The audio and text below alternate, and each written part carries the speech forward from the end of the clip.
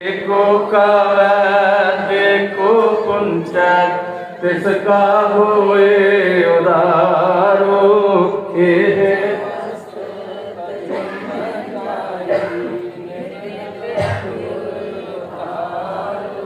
कम संसार चरण लग करिय सब नानक ब्रह्म बसारो श्लोक महला पंजवा तेरा कीता जातु नाहि मैनो जोग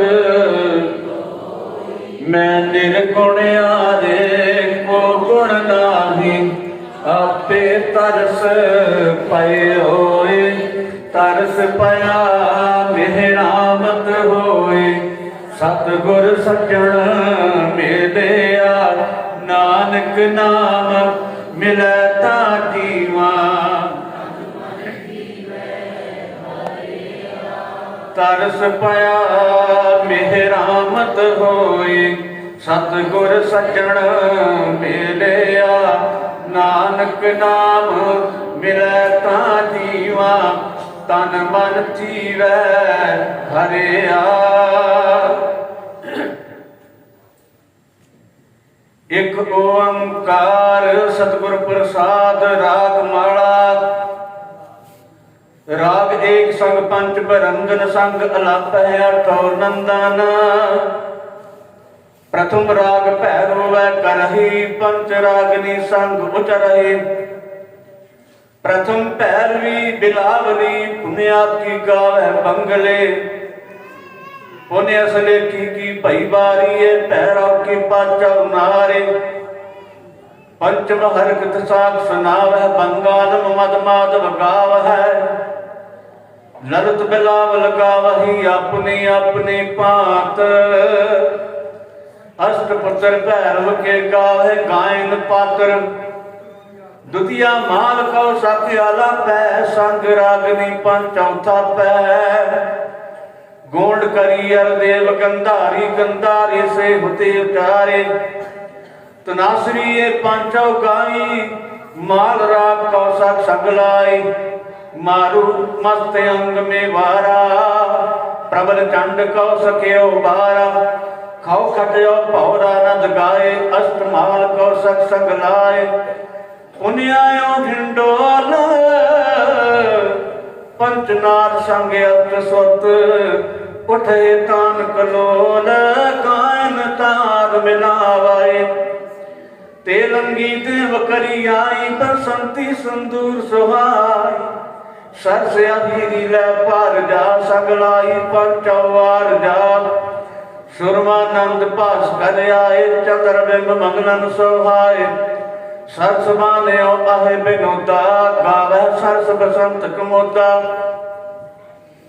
अष्टपुत्र में कहे सवारी पुण्याई दीपक की बारी कछेली पट मंजरी टोडी कही अलाप का मोदी गुजरी संग दीपक के थाप कालंका कुंतले रामा कमल कुसुम चंपक के नामा गौराव कांगरा कल्याणा अष्टपुत्र दीपक के जाना सब मिल श्री राघव गावै पांचो संग बरंग नलावै बैरारी करनाटी तरी गवरी गावै आसावरी ते पाछै सिंधवी अलापी श्री राग सो पांचो थापे सालू सार्ग सागर आय और गोंड गंभीर अष्टपत्र श्री राग के गुंड कुंभ हमीर खष्टम मेघ राघव गावै पांचो संग बरंग लावै सोरठ गोंड मनारी तुनी पुन गावै आशा गुन गुनी ऊंचा सरसो पुन कीनी मेघ राग से पांचो चीनी बैरा तर गाय तर के दारा जबली तर नट्यो जल तारा पुन गावै शंकर श्यामा मेघराग पुत्रन के नामा खास्त राग उन गाय संग राग नीतीस सब पुत्र रागन के 18 10 20 खस्ट राग उन गाए संग रागनी 30 सब पुत्र रागन के 18 10 20 वाहिगुरु जी का खालसा वाहिगुरु जी की फतेह। बोले सो निहाल। वाहिगुरु जी का खालसा वाहिगुरु जी की फतेह। गुरु सवारे उदम किया गया स्वर्गवासी सरदार अमृतपाल सिंह जी के परिवार वालों। सो भाई साहब भाई सरबजीत सिंह जी पहुँच चुके ने संगतां दे दर्शनां वास्ते। सो उन्होंने बेनती करिए जी कि वो स्टेज ते आउण अपनी रस्मां द्वारा सारिया संगतां नूं गुर इतिहास बारे जानकारी बख्शिश करन। सतगुरु सच्चे पातशाही की बड़ी बख्शिश है जी, बड़ी रहमत है भाई साहब जी ते अपार कृपा है। सब संगतां नूं बेनती है कि एकाग्र चित्त होकर सुनने की कोशिश करियो। गल इदां होंदी है कि सुनाउण वाला भावें जिन्ना मर्जी वधिया हो जाए जी, जिन्ना चਿਰ ਅਸੀਂ सुनने वाले मूड च नहीं आउंदे वो गल नहीं बनती। सुनाउण वालिਆਂ ਦੀ कोई कसर नहीं, कसर साडे च रह जाती है। सब तो वड्डी मैं बेनती करदा कि गुरु घर जी की जो मर्यादा शुरू होती है सत्संग के उत्थे जो सानू दस्या गया सीगा उहदे च यह है कि सब तो पहला तुहानू चुप करके बहना होना चाहिए। जिन्हों आप कहते हैं जी चुप का दान बख्शो, ये शांति चाहिए है जी, लेकिन वह सीधा अर्थ है ना जोड़ा सानू चुप करके बहना होना चाहिए। एक कोशिश इस चीज़ का ख्याल रखियो कि जोड़ा बंदा चुप करके नहीं ना बह सके गुरु घर में आके, सीधी गल जोड़ा बंदा चुप करके नहीं ना बैठ सके वो सिर्फ वो अपना पीपा ही फड़का के चला गया। बाकी वो समझ लो कि ना कोई उपर ढकने ना पीपे का कोई थले ढकने ना कोई उधरों उस गल चो कड्डी तो उस गल पै गई। सो बेनती करिए सारिया संगतां कि बड़ी बख्शिश कृपा है भाई साहब उन्होंने मन चला के सरवण करो जी। वाहिगुरु जी का खालसा वाहिगुरु जी की फतेह।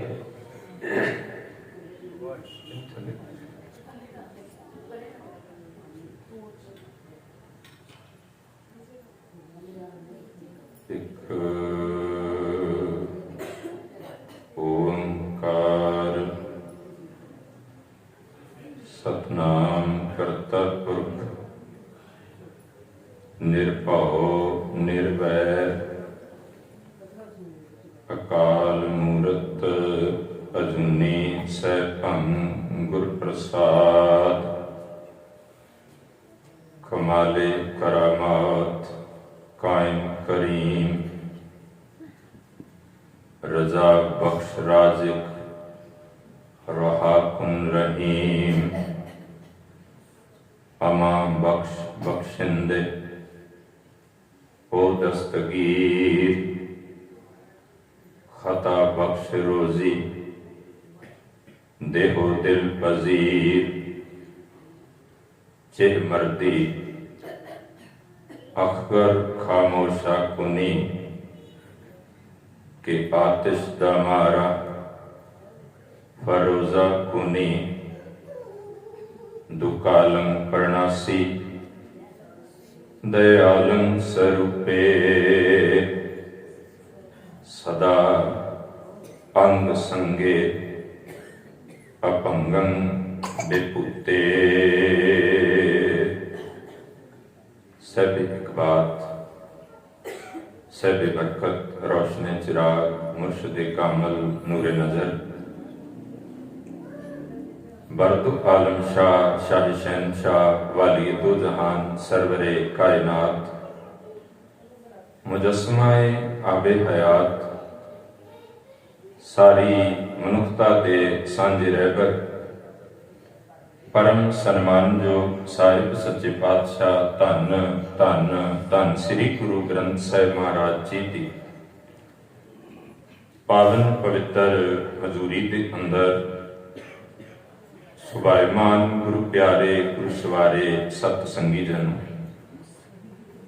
सतगुरां दी अपार बख्शिश मेरामत हुई है और साईं दी नजरे इनायत दे नाल ਆਪ ਸਾਰੀਆਂ ਰੂਹਾਂ ਉਦਮ ਉਪਰਾਲਾ ਕਰਕੇ ਪੁਰਸ਼ਾਰਥ ਕਰਕੇ ਹਿਰਦੇ ਅੰਦਰ ਗੁਰੂ ਪ੍ਰੇਮ ਦੀ ਤੜਫ ਲੈ ਕੇ ਸਤਿਗੁਰਾਂ ਦੇ ਇਸ ਪਾਵਨ ਪਵਿੱਤਰ ਮੁਕੱਦਸ ਅਸਥਾਨ ਤੇ ਰਾਤਰੀ ਦੇ ਇਹ ਜੋ ਵਿਸ਼ੇਸ਼ ਦੀਵਾਨ ਧੰਨ ਗੁਰੂ ਕਲਗੀਧਰ ਪਾਤਸ਼ਾਹ ਮਹਾਰਾਜ ਜੀ ਦੇ ਚਾਰੋਂ ਲਖਤੇ ਜਿਗਰ, ਧੰਨ ਮਾਤਾ ਗੁਜਰੀ ਔਰ ਅਨੰਦਪੁਰ ਸਾਹਿਬ ਦੀ ਧਰਤੀ ਤੋਂ ਲੈ ਕੇ ਚਮਕੌਰ ਸਾਹਿਬ ਦੀ ਧਰਤੀ ਤੱਕ ਉਹਨਾਂ ਮਹਾਨ ਸਿੰਘਾਂ ਸਿੰਘਣੀਆਂ ਦੀਆਂ ਸ਼ਹਾਦਤਾਂ ਨੂੰ ਚੇਤੇ ਕਰਦੇ ਹਾਂ ਆਪਾਂ ਜੁੜ ਮਿਲ ਬੈਠੇ ਹਾਂ, ਜਿੱਥੇ ਆਪ ਜੀ ਨੇ ਸਾਹਿਬਜ਼ਾਦਿਆਂ ਦੇ ਦਾਦਾ ਸਤਿਗੁਰੂ ਧੰਨ ਗੁਰੂ ਤੇਗ ਬਹਾਦਰ ਸਾਹਿਬ ਮਹਾਰਾਜ ਜੀ ਦੇ ਉਚਾਰਨ ਕੀਤੇ ਸ਼ਲੋਕ, ਜਿਨ੍ਹਾਂ ਨੂੰ ਅਸੀਂ ਭੋਗ ਦੇ ਸ਼ਲੋਕ ਕਹਿੰਦੇ ਹਾਂ, ਪਾਵਨ ਬਾਣੀ ਸਰਵਣ ਕੀਤੀ ਹੈ। ਸਹਿਜ ਪਾਠ ਦੀ ਸੰਪੰਨਤਾ ਹੋਈ ਹੈ, ਸੇਵਕ ਪਰਿਵਾਰਾਂ ਵੱਲੋਂ ਜੋ ਸੇਵਾ ਕੀਤੀ ਜਾ ਰਹੀ। ਆਓ ਵਿਚਾਰਾਂ ਦੀ, ਇਤਿਹਾਸ ਦੀ ਜਿੰਨਾ ਕੁ ਸਮਾਂ ਆਪ ਜੀ ਬਖਸ਼ੋਗੇ ਔਰ ਉਹਦੇ ਵਿੱਚ ਜਿੰਨਾ ਕੁ ਮੈਂ ਕਹਿ ਪਾਵਾਂਗਾ, ਆਪ ਜੀ ਨੇ ਅਸੀਸ ਦੇਣੀ। ਵਿਚਾਰਾਂ ਦੀ ਪ੍ਰਾਰੰਭਤਾ ਕਰਨ ਤੋਂ ਪਹਿਲਾਂ ਸਾਹਿਬ ਕਮਾਲ ਕਿਰਪਾਲੂ ਪਿਤਾ ਬਾਦਸ਼ਾਹ ਦਰਵੇਸ਼, ਪੁੱਤਰਾਂ ਦੇ ਦਾਨੀ, ਅੰਮ੍ਰਿਤ ਕੇ ਦਾਤੇ, ਕਾਦਰੇ ਹਰਕਾਰ, ਬੇਕਸਾਰਾ ਯਾਰ, ਹੱਕ ਰਾਹ ਗੰਜੂਰ, ਜੁਮਲਾ ਫੈਜ਼ੇ ਨੂਰ, ਬਾਜਾਂ ਵਾਲੇ ਸਤਿਗੁਰੂ ਧੰਨ ਧੰਨ ਸ੍ਰੀ ਗੁਰੂ ਗੋਬਿੰਦ ਸਿੰਘ ਸਾਹਿਬ ਜੀ ਦੁਆਰਾ ਬਖਸ਼ਿਸ਼ ਕੀਤੀ ਗਈ ਫਤਿਹ, ਧੰਨ ਧੰਨ ਸ੍ਰੀ ਗੁਰੂ ਗ੍ਰੰਥ ਸਾਹਿਬ ਸੱਚੇ ਪਾਤਸ਼ਾਹ ਜੀ ਨੂੰ ਬੜੀ ਸ਼ਰਧਾ ਭਾਵਨਾ ਦੇ ਨਾਲ ਦੋਵੇਂ ਹੱਥ ਜੋੜ ਬਾਅਦ ਸੀਸ ਝੁਕਾਉਂਦਿਆਂ ਹੋਇਆਂ ਬੁਲੰਦ ਆਵਾਜ਼ ਦੇ ਵਿੱਚ ਸਾਰੇ ਆਖੋ ਜੀ, ਵਾਹਿਗੁਰੂ ਜੀ ਕਾ ਖਾਲਸਾ, ਵਾਹਿਗੁਰੂ ਜੀ ਕੀ ਫਤਿਹ। ਜਦੋਂ ਅਸੀਂ ਸਤਿਗੁਰਾਂ ਦੇ ਧੰਨ ਗੁਰੂ ਕਲਗੀਧਰ ਸਾਹਿਬ ਜੀ ਦੇ ਇਹਨਾਂ ਦਿਨਾਂ ਦੇ ਇਤਿਹਾਸ ਦੀ ਬਾਤ ਪਾਵਾਂਗੇ। ਮਹਾਰਾਜ ਜੀ ਨੇ 6 ਤੇ 7 ਪੋਹ ਦੀ ਦਰਮਿਆਨੀ ਰਾਤ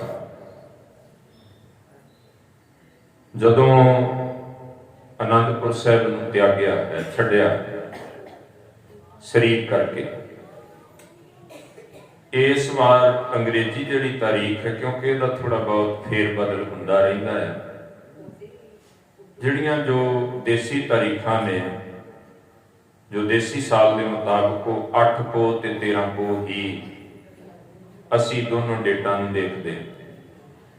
ਇਸ ਵਾਰ ਸਬੱਬ ਦੇ ਨਾਲ ਫਿਰ ਦਸੰਬਰ ਦਾ ਮਹੀਨਾ ਹੋਈ 20 ਤੇ 21 ਦਸੰਬਰ ਦੀ ਦਰਮਿਆਨੀ ਰਾਤ ਅਨੰਦਪੁਰ ਸਾਹਿਬ ਨੂੰ ਛੱਡਣ ਦਾ ਹੈ ਔਰ 22 ਦਾ ਚਮਕੌਰ ਸਾਹਿਬ ਦੀ ਧਰਤੀ ਤੇ ਜੰਗ ਦਾ ਦਿਨ ਹੈ। ਅਸੀਂ ਕਈ ਵਾਰ ਚਮਕੌਰ ਸਾਹਿਬ ਨੂੰ ਵੀ ਸਾਕਾ ਕਹਿ ਦਿੰਦੇ ਹਾਂ, ਅਸਲ ਵਿੱਚ ਫਰਕ ਹੁੰਦਾ ਹੈ। ਸਾਕੇ ਵਿੱਚ ਤੇ ਜੰਗ ਵਿੱਚ ਬੜਾ ਵੱਡਾ ਅੰਤਰ ਹੁੰਦਾ ਹੈ। ਸਾਕੇ ਦਾ ਮਤਲਬ ਹੁੰਦਾ ਜਿੱਥੇ ਸ਼ਾਂਤੀ ਦੇ ਨਾਲ, ਸਬਰ ਦੇ ਵਿੱਚ ਰਹਿ ਕੇ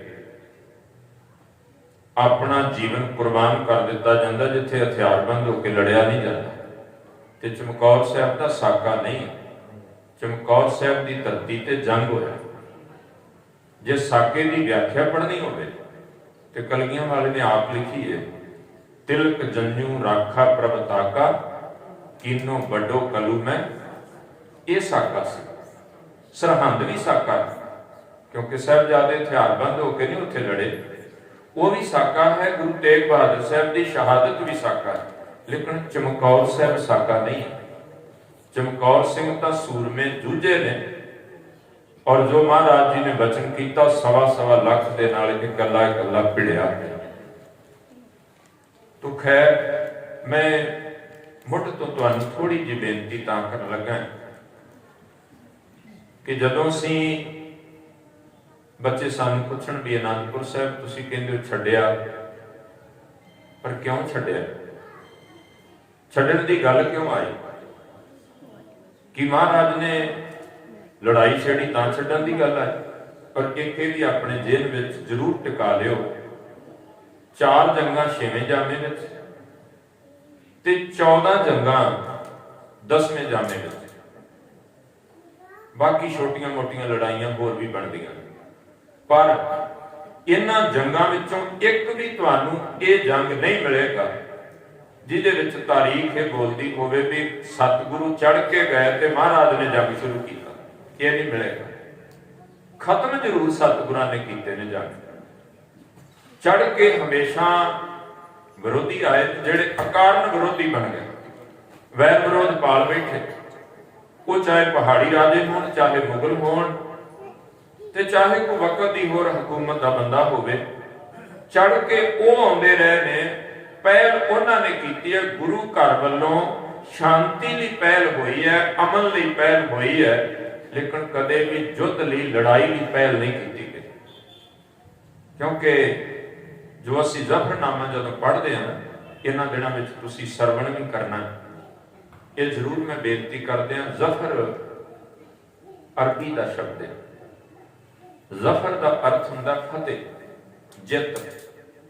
ਤੇ ਜਿਹੜਾ ਨਾਮਾ ਸ਼ਬਦ ਹੈ, ਇਹ ਆਪਾਂ ਨਾਮਾ ਕਹਿੰਦੇ, ਅਸਲ ਵਿੱਚ ਲਿਖਿਆ ਜਾਏ ਨਾ ਜਦੋਂ, ਨੰਨੇ ਨੂੰ ਕੰਨਾ, ਮੰਮਾ ਤੇ ਹਾਹ, ਨਾਮਾ, ਉਹਦਾ ਅਰਥ ਹੁੰਦਾ ਇਹ ਪਰਸ਼ੀਅਨ ਦਾ। ਜ਼ਫਰ ਅਰਬੀ ਦਾ ਸ਼ਬਦ ਹੈ, ਨਾਮਾ ਪਰਸ਼ੀਅਨ ਦਾ, ਫਾਰਸੀ ਦਾ। ਨਾਮਾ ਦਾ ਅਰਥ ਹੁੰਦਾ ਚਿੱਠੀ।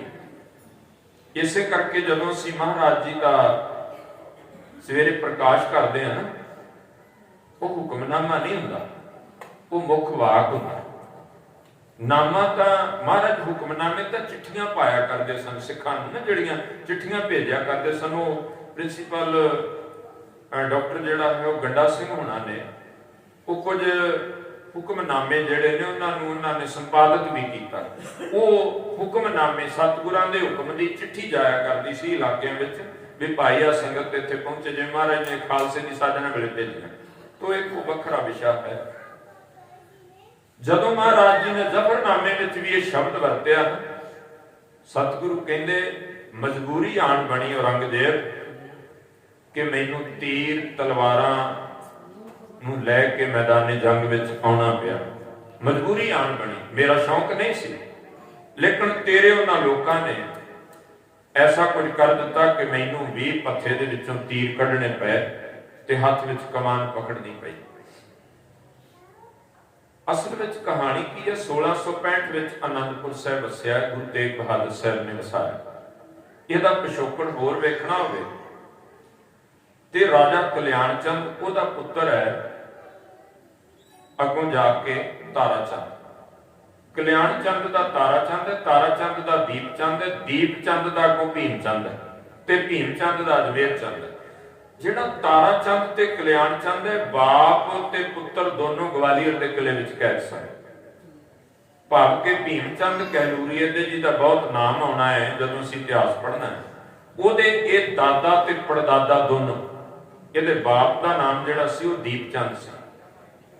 ਇਹ ਗਵਾਲੀਅਰ ਦੇ ਕਿਲੇ ਵਿੱਚ ਕੈਦ, ਜਿਨ੍ਹਾਂ ਨੂੰ ਮੀਰੀ ਪੀਰੀ ਦੇ ਮਾਲਕ ਨੇ ਜਿਹੜੇ 52 ਰਾਜੇ ਛੁਡਾਏ, ਉਹਨਾਂ ਵਿੱਚ ਇਹ ਵੀ ਦੋਵੇਂ ਸਨ। ਉਹਨਾਂ ਵੱਲੋਂ ਇਹ ਪੇਸ਼ਕਸ਼ ਹੋਈ ਸੀ ਵੀ ਇਹ ਧਰਤੀ ਅਸੀਂ ਅਰਪਣ ਕਰਦੇ ਹਾਂ, ਤੁਸੀਂ ਇੱਥੇ ਨਗਰ। ਮਹਾਰਾਜ ਕਹਿੰਦੇ ਨਹੀਂ, ਧਨ ਦੇਵਾਂਗੇ, ਧਰਤੀ ਖਰੀਦਾਂਗੇ। ਖਰੀਦ ਕੇ ਮਾਖੋਵਾਲ ਸੀ, ਚੱਕ ਨਾਮ ਕੀ ਹੋਇਆ 1671-72 ਵਿੱਚ ਮਹਾਰਾਜ ਜਦੋਂ ਪਟਨਾ ਸਾਹਿਬ ਤੋਂ ਆਉਂਦੇ ਆ, ਨਾਮ ਅਨੰਦਪੁਰ ਸਾਹਿਬ ਹੋ ਗਿਆ। ਮੈਂ ਬਿਲਕੁਲ ਬਰੀਕ ਵਿੱਚ ਥੋੜਾ ਜਿਹਾ ਤੁਹਾਨੂੰ ਪਿਛੋਕੜੇ ਦਾ, ਜੰਗ ਕਿਉਂ ਹੋਇਆ, ਗੁਰੂ ਘਰ ਵੱਲੋਂ ਪਹਿਲ ਨਹੀਂ ਹੋਈ, ਅਨੰਦਪੁਰ ਸਾਹਿਬ ਕਿਉਂ ਛੱਡਣਾ ਪਿਆ, ਕਾਰਨ ਕੀ ਬਣਿਆ। ਸਤਿਗੁਰੂ ਮਹਾਰਾਜ ਹੁਣ 75 ਵਿੱਚ 1675 ਸ਼ਹਾਦਤ ਦੇਣ ਲਈ ਦਿੱਲੀ ਜਾਂਦੇ। 75 ਤੋਂ ਲੈ ਕੇ 86 ਤੱਕ, 86 ਨੂੰ ਭੰਗਾਣੀ ਦਾ ਜੰਗ ਹੁੰਦਾ, 11 ਸਾਲ ਦਾ 12 ਸਾਲ ਦਾ ਸਮਾਂ ਬਣ ਜਾਂਦਾ ਹੈ। ਮਹਾਰਾਜ ਜੀ ਨੇ ਅਨੰਦਪੁਰ ਸਾਹਿਬ ਦੀ ਧਰਤੀ ਤੇ ਰਹਿ ਕੇ, ਜਿੱਥੇ ਸ਼ਸਤਰਾਂ ਦਾ ਅਭਿਆਸ, ਉਹਦੇ ਨਾਲ ਨਾਲ ਸ਼ਿਕਾਰ ਨੂੰ ਚੜ੍ਹਨਾ, ਰਣਜੀਤ ਨਗਾਰਾ ਬਣਵਾਇਆ। ਤੇ ਰਿਆਸਤ ਵਾਲੇ ਅੱਜ ਵੀ ਬੰਦੇ ਅੰਦਰ ਇੱਕ ਪਦੈਸ਼ੀ ਔਗਣ ਹੈ। ਬੰਦਾ ਕਹਿੰਦਾ ਜੋ ਮੇਰੇ ਕੋਲ ਹੈ ਨਾ, ਇਹੋ ਜਿਹਾ ਕਿਸੇ ਦੂਸਰੇ ਕੋਲੇ ਨਹੀਂ ਹੋਣਾ ਚਾਹੀਦਾ। ਚਾਹੇ ਉਹ ਘਰ ਹੋਵੇ, ਚਾਹੇ ਉਹ ਕੋਈ ਸਾਧਨ ਹੋਵੇ, ਕੋਈ ਪਹਿਨਣ ਵਾਲਾ ਲੀੜਾ ਕੱਪੜਾ ਹੋਵੇ, ਇਹਨਾਂ ਚੀਜ਼ਾਂ ਵਿੱਚ ਦੁਨੀਆ ਖੱਪ ਗਈ। ਇਹ ਔਗਣ ਹੈ ਬੰਦੇ ਦੇ ਅੰਦਰ। ਫਿਰ ਖਾਸ ਕਰਕੇ ਉਹ ਰਾਜੇ, ਪਤਾ ਜਦੋਂ ਮਹਾਰਾਜ ਦੇ ਦਰ ਤੇ ਪ੍ਰਸਾਦੀ ਹਾਥੀ ਆਏ, ਉਹ ਤ੍ਰਿਪੁਰਾ ਦੀ ਰਿਆਸਤ ਦਾ ਰਤਨ ਰਾਏ, ਰਾਮ ਰਾਏ ਦਾ ਪੁੱਤਰ, ਉਹਨੇ ਮਹਾਰਾਜ ਦੀ ਰਹਿਮਤ ਨਾਲ ਹੋਇਆ ਸੀ। ਉਹ ਹੁਣ ਜਦੋਂ ਇਹੋ ਜਿਹੀਆਂ ਚੀਜ਼ਾਂ ਆਈਆਂ, ਉਹ ਕਹਿੰਦੇ ਸਾਡੇ ਰਾਜੇ ਹੋ ਕੇ ਸਾਡੇ ਕੋਲੇ ਕੁਝ ਨਹੀਂ ਹੈ। ਪਰ ਇਹ ਫਕੀਰਾਂ ਦੀ ਗੱਦੀ, ਉਹ ਫਕੀਰ ਸਮਝਦੇ ਸਨ ਵੀ ਫਕੀਰਾਂ, ਉਹਨਾਂ ਫਕੀਰ ਹੁਣ ਤੱਕ ਪਤਾ ਕਿਹੜੇ ਵੇਖੇ ਸਨ, ਕੱਖਾਂ ਦੀ ਕੁੱਲੀ ਚ ਰਹਿੰਦੇ ਆ, ਪਾਟੇ ਕੱਪੜੇ ਪਾ ਲੈ, ਮੰਗ ਕੇ ਰੋਟੀ ਖਾ ਲਈ, ਐਸਾ ਉਹ ਚਾਹੁੰਦੇ ਸਨ ਵੀ ਇਹ ਫਕੀਰਾਂ ਦੀ ਗੱਦੀ ਹੈ, ਵੀ ਐਵੇਂ ਰਹਿਣ। ਪਰ ਉਹਨਾਂ ਨੂੰ ਪਤਾ ਨਹੀਂ ਸੀ ਇਹ ਬਾਪੂ ਜਿੱਥੇ ਦਰਵੇਸ਼ ਹੈ ਉੱਥੇ ਰਾਜਾ ਵੀ ਹੈ, ਉੱਥੇ ਬਾਦਸ਼ਾਹ ਵੀ ਹੈ। ਤਾਂ ਹੀ ਭਾਈ ਸਾਹਿਬ ਭਾਈ ਨੰਦ ਲਾਲ ਜੀ ਨੇ ਲਿਖਿਆ, ਹੱਕ ਹੱਕ ਅੰਦੇਸ਼ ਗੁਰ ਗੋਬਿੰਦ ਸਿੰਘ, ਬਾਦਸ਼ਾਹ ਦਰਵੇਸ਼ ਗੁਰ ਗੋਬਿੰਦ ਸਿੰਘ। ਕਹਿੰਦੇ ਮਾਲਕ ਬਾਦਸ਼ਾਹ ਵੀ ਹੈ, ਦਰਵੇਸ਼ ਵੀ ਹੈ। ਇਸ ਘਰ ਵਿੱਚ ਰਾਜ ਵੀ ਹੈ, ਜੋਗ ਵੀ ਹੈ, ਮੀਰੀ ਵੀ ਹੈ, ਪੀਰੀ ਵੀ ਹੈ, ਸੰਤ ਵੀ ਹੈ, ਸਿਪਾਹੀ ਵੀ ਹੈ, ਭਗਤੀ ਵੀ ਹੈ, ਸ਼ਕਤੀ ਵੀ ਹੈ। ਪਰ ਉਹ ਕਹਿੰਦੇ ਸਨ ਫਕੀਰ ਹੈ। ਹਾਥੀ ਘੋੜੇ ਤਾਂ ਰਾਜਿਆਂ ਕੋਲੇ ਹੁੰਦੇ ਆ, ਤੰਬੂ ਉਹਨਾਂ ਕੋਲੇ ਹੁੰਦੇ ਆ, ਕਿਲੇ ਤਾਂ ਰਾਜੇ ਬਣਾਉਂਦੇ ਆ, ਇਹ ਫਕੀਰ ਹੋ ਕੇ ਕਿਲੇ ਬਣਾਈ ਜਾਂਦੇ ਆ। ਇਹ ਦਵੈਤ ਸੀ, ਈਰਖਾ ਸੀ, ਕਾਰਨ ਵੈਰ ਚੀਜ਼ਾਂ ਮੰਗ ਲਓ, ਬਹਾਨੇ ਬਣਾ ਕੇ ਇੱਕ ਰਾਂ ਲੈ ਲਓ ਜੀ, ਦੁਬਾਰਾ ਕਿਹੜਾ ਦੇਣੀ ਹੈ, ਨਹੀਂ ਮਿਲੀਆਂ। ਤੁਸੀਂ ਰਿਆਇਆ ਹੋ, ਮਾਲਕ ਦੇ ਘਰ ਨੂੰ ਕਹਿੰਦੇ ਸਾਨੂੰ ਹਿੱਸਾ ਦਿਓ, ਧਨ ਬੜਾ ਆਉਂਦਾ। ਮਹਾਰਾਜ ਕਹਿੰਦੇ ਅਸੀਂ ਇੱਥੇ ਬਿਜ਼ਨਸ ਥੋੜੀ ਖੋਲਿਆ, ਇੱਥੇ ਸੇਵਾ ਆ। ਤੁਸੀਂ ਇੰਨੇ ਮਾੜੇ ਹੋ, ਲੰਗਰਾਂ ਚ ਆਓ, ਪ੍ਰਸ਼ਾਦਾ ਬਹਿ ਕੇ ਛਕ ਲਓ, ਸੇਵਾ ਹੋ ਸਕਦੀ ਹੈ, ਧਨ ਨਹੀਂ ਦਿੱਤਾ ਜਾ ਸਕਦਾ। ਗੱਲ ਚਲਦਿਆਂ 1686 ਤੱਕ ਪੁੱਤਰ ਵਿਆਹਣ ਚੱਲਿਆ ਅਜਮੇਰ ਚੰਦ ਨੂੰ ਭੀਮ ਚੰਦ, ਤੇ ਇਹਦਾ ਰਿਸ਼ਤਾ ਹੋਇਆ ਸੀ ਫਤਿਹ ਸ਼ਾਹ ਗੜਵਾਲੀਆ, ਗੜਵਾਲ ਰਿਆਸਤ ਦਾ ਰਾਜਾ ਫਤਿਹ ਸ਼ਾਹ, ਜਿਹਦਾ ਮਹਾਰਾਜ ਨੇ ਖਾਸ ਕਰਕੇ ਜ਼ਿਕਰ ਵੀ ਕੀਤਾ। ਫਤਿਹ ਸ਼ਾਹ ਕੋਪਾ ਤਬ ਰਾਜਾ ਲੋ ਬੜਾ ਹੰਸੋ ਬਿਨ ਕਰ। ਕਹਿੰਦੇ ਐਵੇਂ ਸਾਡੇ ਨਾਲ ਆਕਾਰ ਨਹੀਂ ਆ ਕੇ ਭਿੜ ਗਿਆ। ਇਹ ਤਿੰਨ ਰਾਜੇ ਇਕੱਠੇ ਹੋਏ, ਫਤਿਹ ਸ਼ਾਹ ਗੜਵਾਲੀਆ, ਭੀਮ ਚੰਦ ਕਹਿਲੂਰੀਆ ਤੇ ਤੀਸਰਾ ਸੀ ਹਰੀ ਚੰਦ ਹੰਡੂਰੀਆ। ਭੰਗਾਣੀ ਦੇ ਮਹਾਰਾਜ ਉੱਥੇ ਗਏ ਆ। ਨਾਹਨ ਦਾ ਸਰਮੌਰ ਰਿਆਸਤ ਨਾਹਨ ਜਿਹੜਾ ਹੈ, ਮੇਦਨੀ ਪ੍ਰਕਾਸ਼ ਦੇ ਸੱਦੇ ਤੇ ਪੌਂਟਾ ਸਾਹਿਬ ਨਹੀਂ ਸੀ ਅਜੇ ਉਦੋਂ ਹੈਗਾ। ਪੌਂਟਾ ਸਾਹਿਬ ਮਹਾਰਾਜ ਦੇ ਉੱਥੇ ਚਰਨ ਟਿਕਾਉਣ ਨਾਲ ਬਣਿਆ, ਪਾਉਂ ਟਿਕਾ ਉੱਥੋਂ ਬਣਿਆ ਪੌਂਟਾ, ਤੇ ਸਾਹਿਬ ਅਸੀਂ ਸਤਿਕਾਰ ਨਾਲ ਕਹਿੰਦੇ। ਉੱਥੇ ਰੁਕੇ, ਜੰਗ ਦਾ ਕਾਰਨ ਬਣ ਗਿਆ, ਧੱਕੇ ਨਾਲ ਉਹਨਾਂ ਜੰਗ ਗੱਲ ਪਾਤੀ। ਤੇ ਮਹਾਰਾਜ ਕਹਿੰਦੇ ਵੀ ਜੇ ਕੋਈ ਚੜ ਕੇ ਆ ਜਾਏ ਤੇ ਫਿਰ ਥੋੜੀ ਬਖਸ਼ਿਆ ਜਾ ਸਕਦਾ। ਇਹ ਤੇ ਗੁਰੂ ਦਾ ਘਰ ਹੈ, ਜੇ ਕੋਈ ਆ ਕੇ ਨਤਮਸਤਕ ਹੁੰਦਾ, ਸੀਸਾਂ ਮਿਲਦੀਆਂ ਨੇ, ਜੇ ਕੋਈ ਮੱਥਾ ਲਾਉਂਦਾ ਤੇ ਫਿਰ ਉਹਨੂੰ ਉਹ ਜਿਹਾ ਜਵਾਬ ਮਿਲਦਾ। ਜਦੋਂ ਜੰਗ ਹੋਇਆ ਉਹ ਹਾਰ ਗਏ, ਗੁਰੂ ਘਰ ਦੀ ਜਿੱਤ ਹੋਈ। ਔਰ ਇਸੇ ਸਾਲ 1686 ਵਿੱਚ ਸਾਹਿਬਜ਼ਾਦਾ ਬਾਬਾ ਅਜੀਤ ਸਿੰਘ ਦਾ ਜਨਮ ਹੁੰਦਾ। ਉਹਦੇ ਤੋਂ ਬਾਅਦ ਵੀ ਕਿੰਨੀਆਂ ਜੰਗਾਂ ਉਹਨਾਂ ਲੜੀਆਂ, ਆਪ ਵੀ ਨਹੀਂ ਜੀ ਅਸੀਂ ਤਿੰਨ ਸਾਂ, ਐਕਟੀ 5 ਰਿਆਸਤਾਂ ਇਕੱਠੀਆਂ ਕਰੋ, 5 ਰਾਜੇ ਇਕੱਠੇ ਕੀਤੇ, ਫੇਰ ਹਾਰ ਗਏ। 10 ਇਕੱਠੇ ਕਰ ਲਓ, ਫੇਰ ਹਾਰ ਗਏ। ਆਂਦੇ 22 ਤੇ 22 ਲੜਦੇ ਆ, ਫੇਰ ਹਾਰ ਗਏ। ਆਂਦੇ ਕੱਲਿਆਂ ਤੋਂ ਗੱਲ ਨਹੀਂ ਬਣਦੀ, ਦਿੱਲੀ ਸੰਪਰਕ ਕਰੋ, ਬਾਦਸ਼ਾਹ ਤੱਕ ਪਹੁੰਚ। ਪਹਿਲਾਂ ਸੂਬਿਆਂ ਤੱਕ, ਬਾਦਸ਼ਾਹ ਤੱਕ ਫੌਜਾਂ ਆਈਆਂ, ਉਹ ਆਉਂਦੀਆਂ ਆ ਕੇ ਦਬਦਬਾ ਕਾਇਮ ਕਰਨ ਦਾ ਯਤਨ ਕੀਤਾ, ਹਾਰ ਗਏ। ਅਖੀਰ ਮੁੱਖ ਦੀ ਗੱਲ ਇਹ ਆ, ਇੱਥੋਂ ਨਿਕਲਿਆ ਇਹ ਸਭ ਕੁਝ। ਤੇ 3 ਮਈ 1704 ਨੂੰ ਅਨੰਦਪੁਰ ਸਾਹਿਬ ਨੂੰ ਪੱਕੇ ਤੌਰ ਤੇ ਘੇਰਾ ਪੈ ਗਿਆ। ਹੁਣ 3 ਮਈ ਤੋਂ ਲੈ ਕੇ 20 ਦਸੰਬਰ ਤੱਕ, ਕਿਉਂਕਿ 20 ਤੇ 21 ਦੀ ਵਿਚਾਲੜੀ ਰਾਤ ਨੂੰ ਅਨੰਦਪੁਰ ਸਾਹਿਬ ਛੱਡਿਆ, ਇਹ 8 ਮਹੀਨੇ ਦਾ ਸਮਾਂ ਬਣ ਜਾਂਦਾ ਹੈ। 8 ਮਹੀਨਿਆਂ ਵਿੱਚ ਝੜਪਾਂ ਵੀ ਹੋਈਆਂ, ਅਨਾਜ ਨਹੀਂ ਅੰਦਰ ਜਾਂਦਾ, ਜਲ ਤੱਕ ਦੀ ਕਿੱਲਤ ਹੈ, ਬੜੇ ਜਾਨਵਰ ਵੀ ਖਤਮ ਹੋ ਗਏ, ਪ੍ਰਸਾਦੀ ਹਾਥੀ ਤੱਕ ਮਰ ਗਿਆ, ਬੜੇ ਸਿੰਘ ਵੀ ਸ਼ਹੀਦ ਹੋਏ। ਹੁਣ ਉਹਨਾਂ ਨੇ ਬਾਹਰ ਬੈਠੇ ਦੁਖੀ ਹੋ ਵੀ ਬਥੇਰੇ ਸਨ ਵੀ ਇੱਕ ਮਹਾਰਾਜ, ਇੱਕ ਫਕੀਰਾਂ ਦਾ, ਉਹ ਫਕੀਰ ਹੀ ਕਹਿੰਦੇ ਸਨ ਵੀ ਏਡੀ ਬਾਦਸ਼ਾਹੀ ਤਾਕਤ ਲੱਗੀ ਆ, 22 ਰਿਆਸਤਾਂ ਲੱਗੀਆਂ, ਰੰਗੜ ਗੁੱਜਰ ਜੋ ਸਾਰੇ ਮਿਲੇ ਨੇ, ਸਾਰੀ ਤਾਕਤ ਲਾਈ ਤੇ ਤੁਹਾਡੇ ਤੋਂ ਨੇੜੇ ਨਹੀਂ ਹੋਇਆ ਜਾ ਰਿਹਾ। ਉਹਨਾਂ ਨੇ ਹੁਣ ਦੂਸਰੇ ਪਾਸੇ ਆ ਗਏ ਵੀ ਕਸਮ ਖਾ ਕੇ ਕਹਿੰਦੇ ਪਰਮਾਨੰਦ, ਜਿਹਨੂੰ ਪੰਮਾ ਪ੍ਰੋਤ ਕਿਹਾ ਜਾਂਦਾ, ਨਾਮ ਉਹਦਾ ਪਰਮਾਨੰਦ ਸੀ। ਪਹਾੜੀ ਰਾਜੇ ਵੱਲੋਂ ਆਇਆ, ਆਟੇ ਦੀ ਗਊ ਬਣਾ ਕੇ ਮੂੰਹ ਚੋਂ ਨੇ ਘਾਹ ਦੀ ਤਿੜ ਪਾਈ, ਆਖਿਆ ਮਹਾਰਾਜ ਰਾਜੇ ਕਹਿੰਦੇ ਸੀ ਤੇਰੀਆਂ ਗਊਆਂ ਰੱਖ ਲੈ। ਕਸਮ ਖਾ ਕੇ ਕਹਿੰਦੇ ਇੱਕ ਵਾਰ ਛੱਡ ਜਾਓ ਅਨੰਦਪੁਰ ਸਾਹਿਬ, ਤੁਹਾਡੀ ਵੀ ਰਹਿ ਆਏ, ਸਾਡੀ ਵੀ ਰਹਿ ਆਏ। ਰਹੀ ਗੱਲ ਔਰੰਗਜ਼ੇਬ ਦੀ, ਔਰੰਗਜ਼ੇਬ ਦੇ ਵੱਲੋਂ ਹਸਨ ਅਲੀ ਜਿਹੜਾ ਆ, ਇੱਕ ਕਾਜੀ ਸੱਜਦ ਸੀ, ਸਮਾਣੇ ਦਾ ਰਹਿਣ ਵਾਲਾ, ਇੱਕ ਪਾਕ ਕੁਰਾਨ ਲੈ ਕੇ ਆਇਆ। ਉਹ 2 ਸ਼ੇਰ ਨਾ ਜ਼ਫਰਨਾਮੇ ਵਿੱਚ ਦਰਜ ਨੇ, ਉਹ ਇਸ ਤਰ੍ਹਾਂ ਲਿਖ ਕੇ ਤੇ ਪੇਸਟ ਕੀਤੇ ਹੋਏ ਸਨ ਖੱਬੇ ਪਾਸੇ ਵੱਲ, ਕਿਉਂਕਿ ਕੁਰਾਨ ਜਦੋਂ ਵੀ ਪੜ੍ਹਦੇ, ਉਹਦੀ ਤਲਾਵਤ ਕਰਦੇ ਆ ਨਾ, ਉਹ ਸੱਜੇ ਪਾਸੇ ਕਰਦੇ।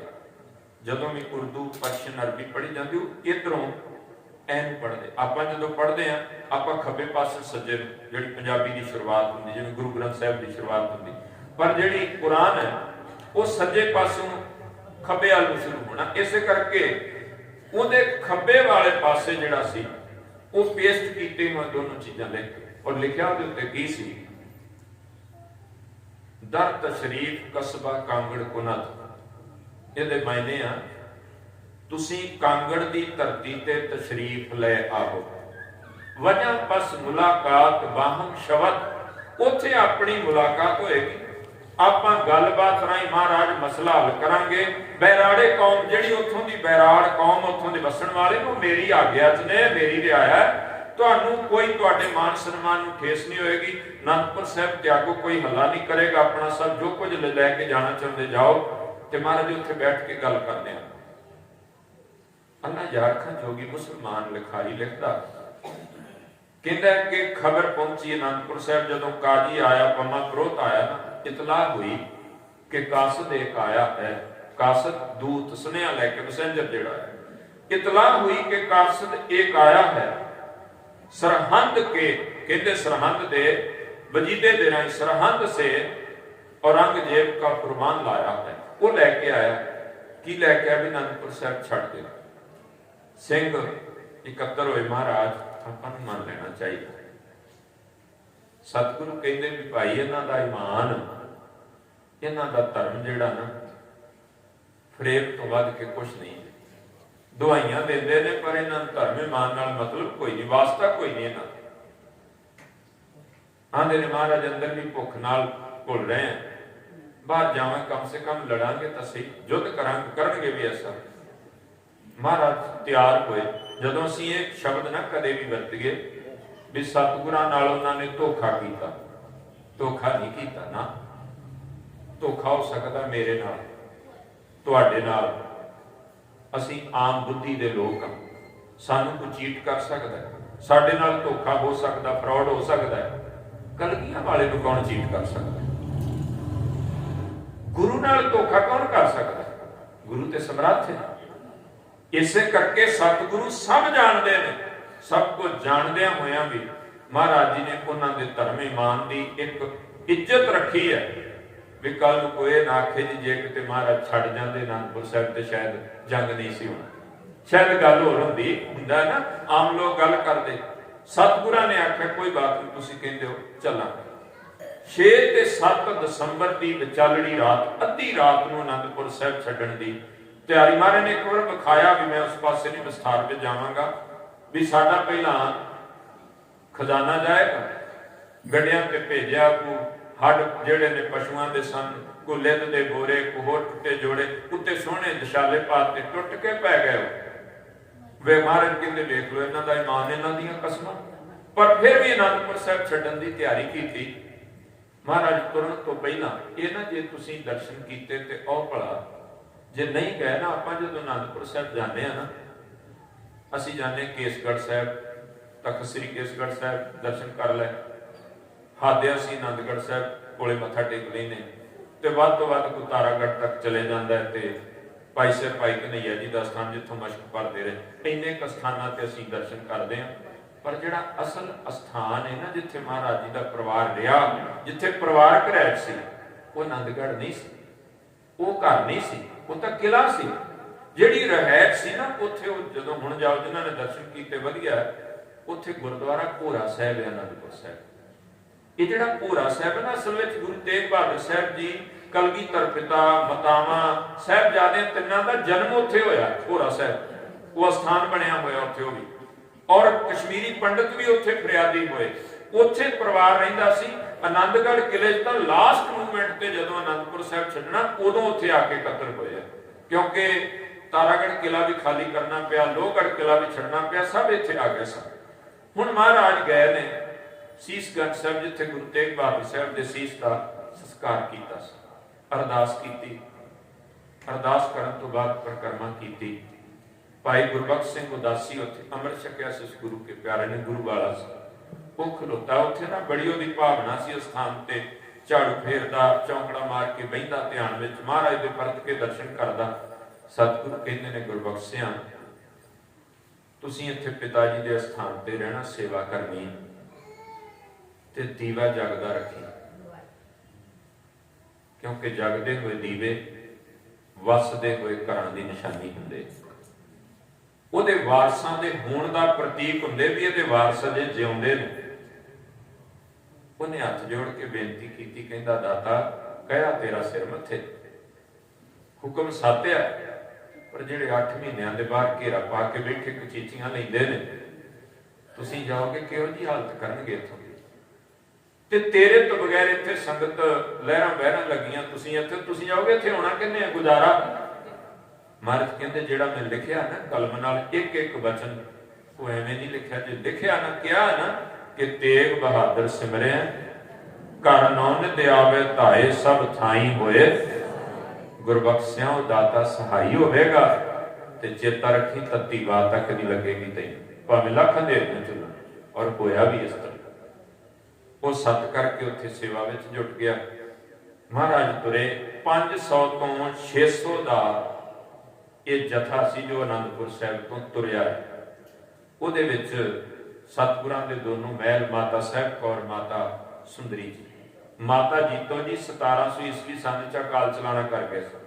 ਇਸੇ ਕਰਕੇ ਉਹਨਾਂ ਦਾ ਸਥਾਨ ਅਗੰਮਪੁਰ ਉੱਥੇ ਹੀ ਬਣਿਆ ਹੋਇਆ ਹੈ, ਅਨੰਦਪੁਰ ਸਾਹਿਬ ਹੀ, ਜਿੱਥੇ ਸੰਸਕਾਰ ਹੋਇਆ। ਦੋਨੋਂ ਮਹਿਲ ਧੰਨ ਮਾਤਾ ਗੁਜਰੀ। ਛੋਟੇ ਸਾਹਿਬਜ਼ਾਦੇ ਉਹਨਾਂ ਨਾਲ ਹੈ, ਵੱਡੇ ਸਾਹਿਬਜ਼ਾਦੇ, 5 ਪਿਆਰੇ, ਹੋਰ ਗੁਰੂ ਕੇ ਸਿੱਖ, ਗੁਰੂ ਕੇ ਪਿਆਰੇ, ਭਾਈ ਬਚਿੱਤਰ ਸਿੰਘ ਵਰਗੇ ਸਿੱਖ ਯੋਧੇ, ਭਾਈ ਜੀਵਨ ਸਿੰਘ, ਜੈਤਾ ਤੋਂ ਭਾਈ ਜੀਵਨ ਸਿੰਘ। ਜਦੋਂ ਤੁਰੇ ਨਾ ਕੀਰਤਪੁਰ ਸਾਹਿਬ ਤੱਕ ਦਾ ਸਫ਼ਰ ਜਿਹੜਾ ਬੜੇ ਆਰਾਮ ਨਾਲ ਤੈਅ ਹੋ ਗਿਆ। ਕੋਈ ਪਿੱਛੋਂ ਹਮਲਾ ਹੱਲਾ ਨਹੀਂ ਹੋਇਆ, ਅੱਜ ਪਤਾ ਨਹੀਂ ਲੱਗਾ ਉਹਨਾਂ ਨੂੰ ਕਿਵੇਂ ਵੀ ਹੋਇਆ।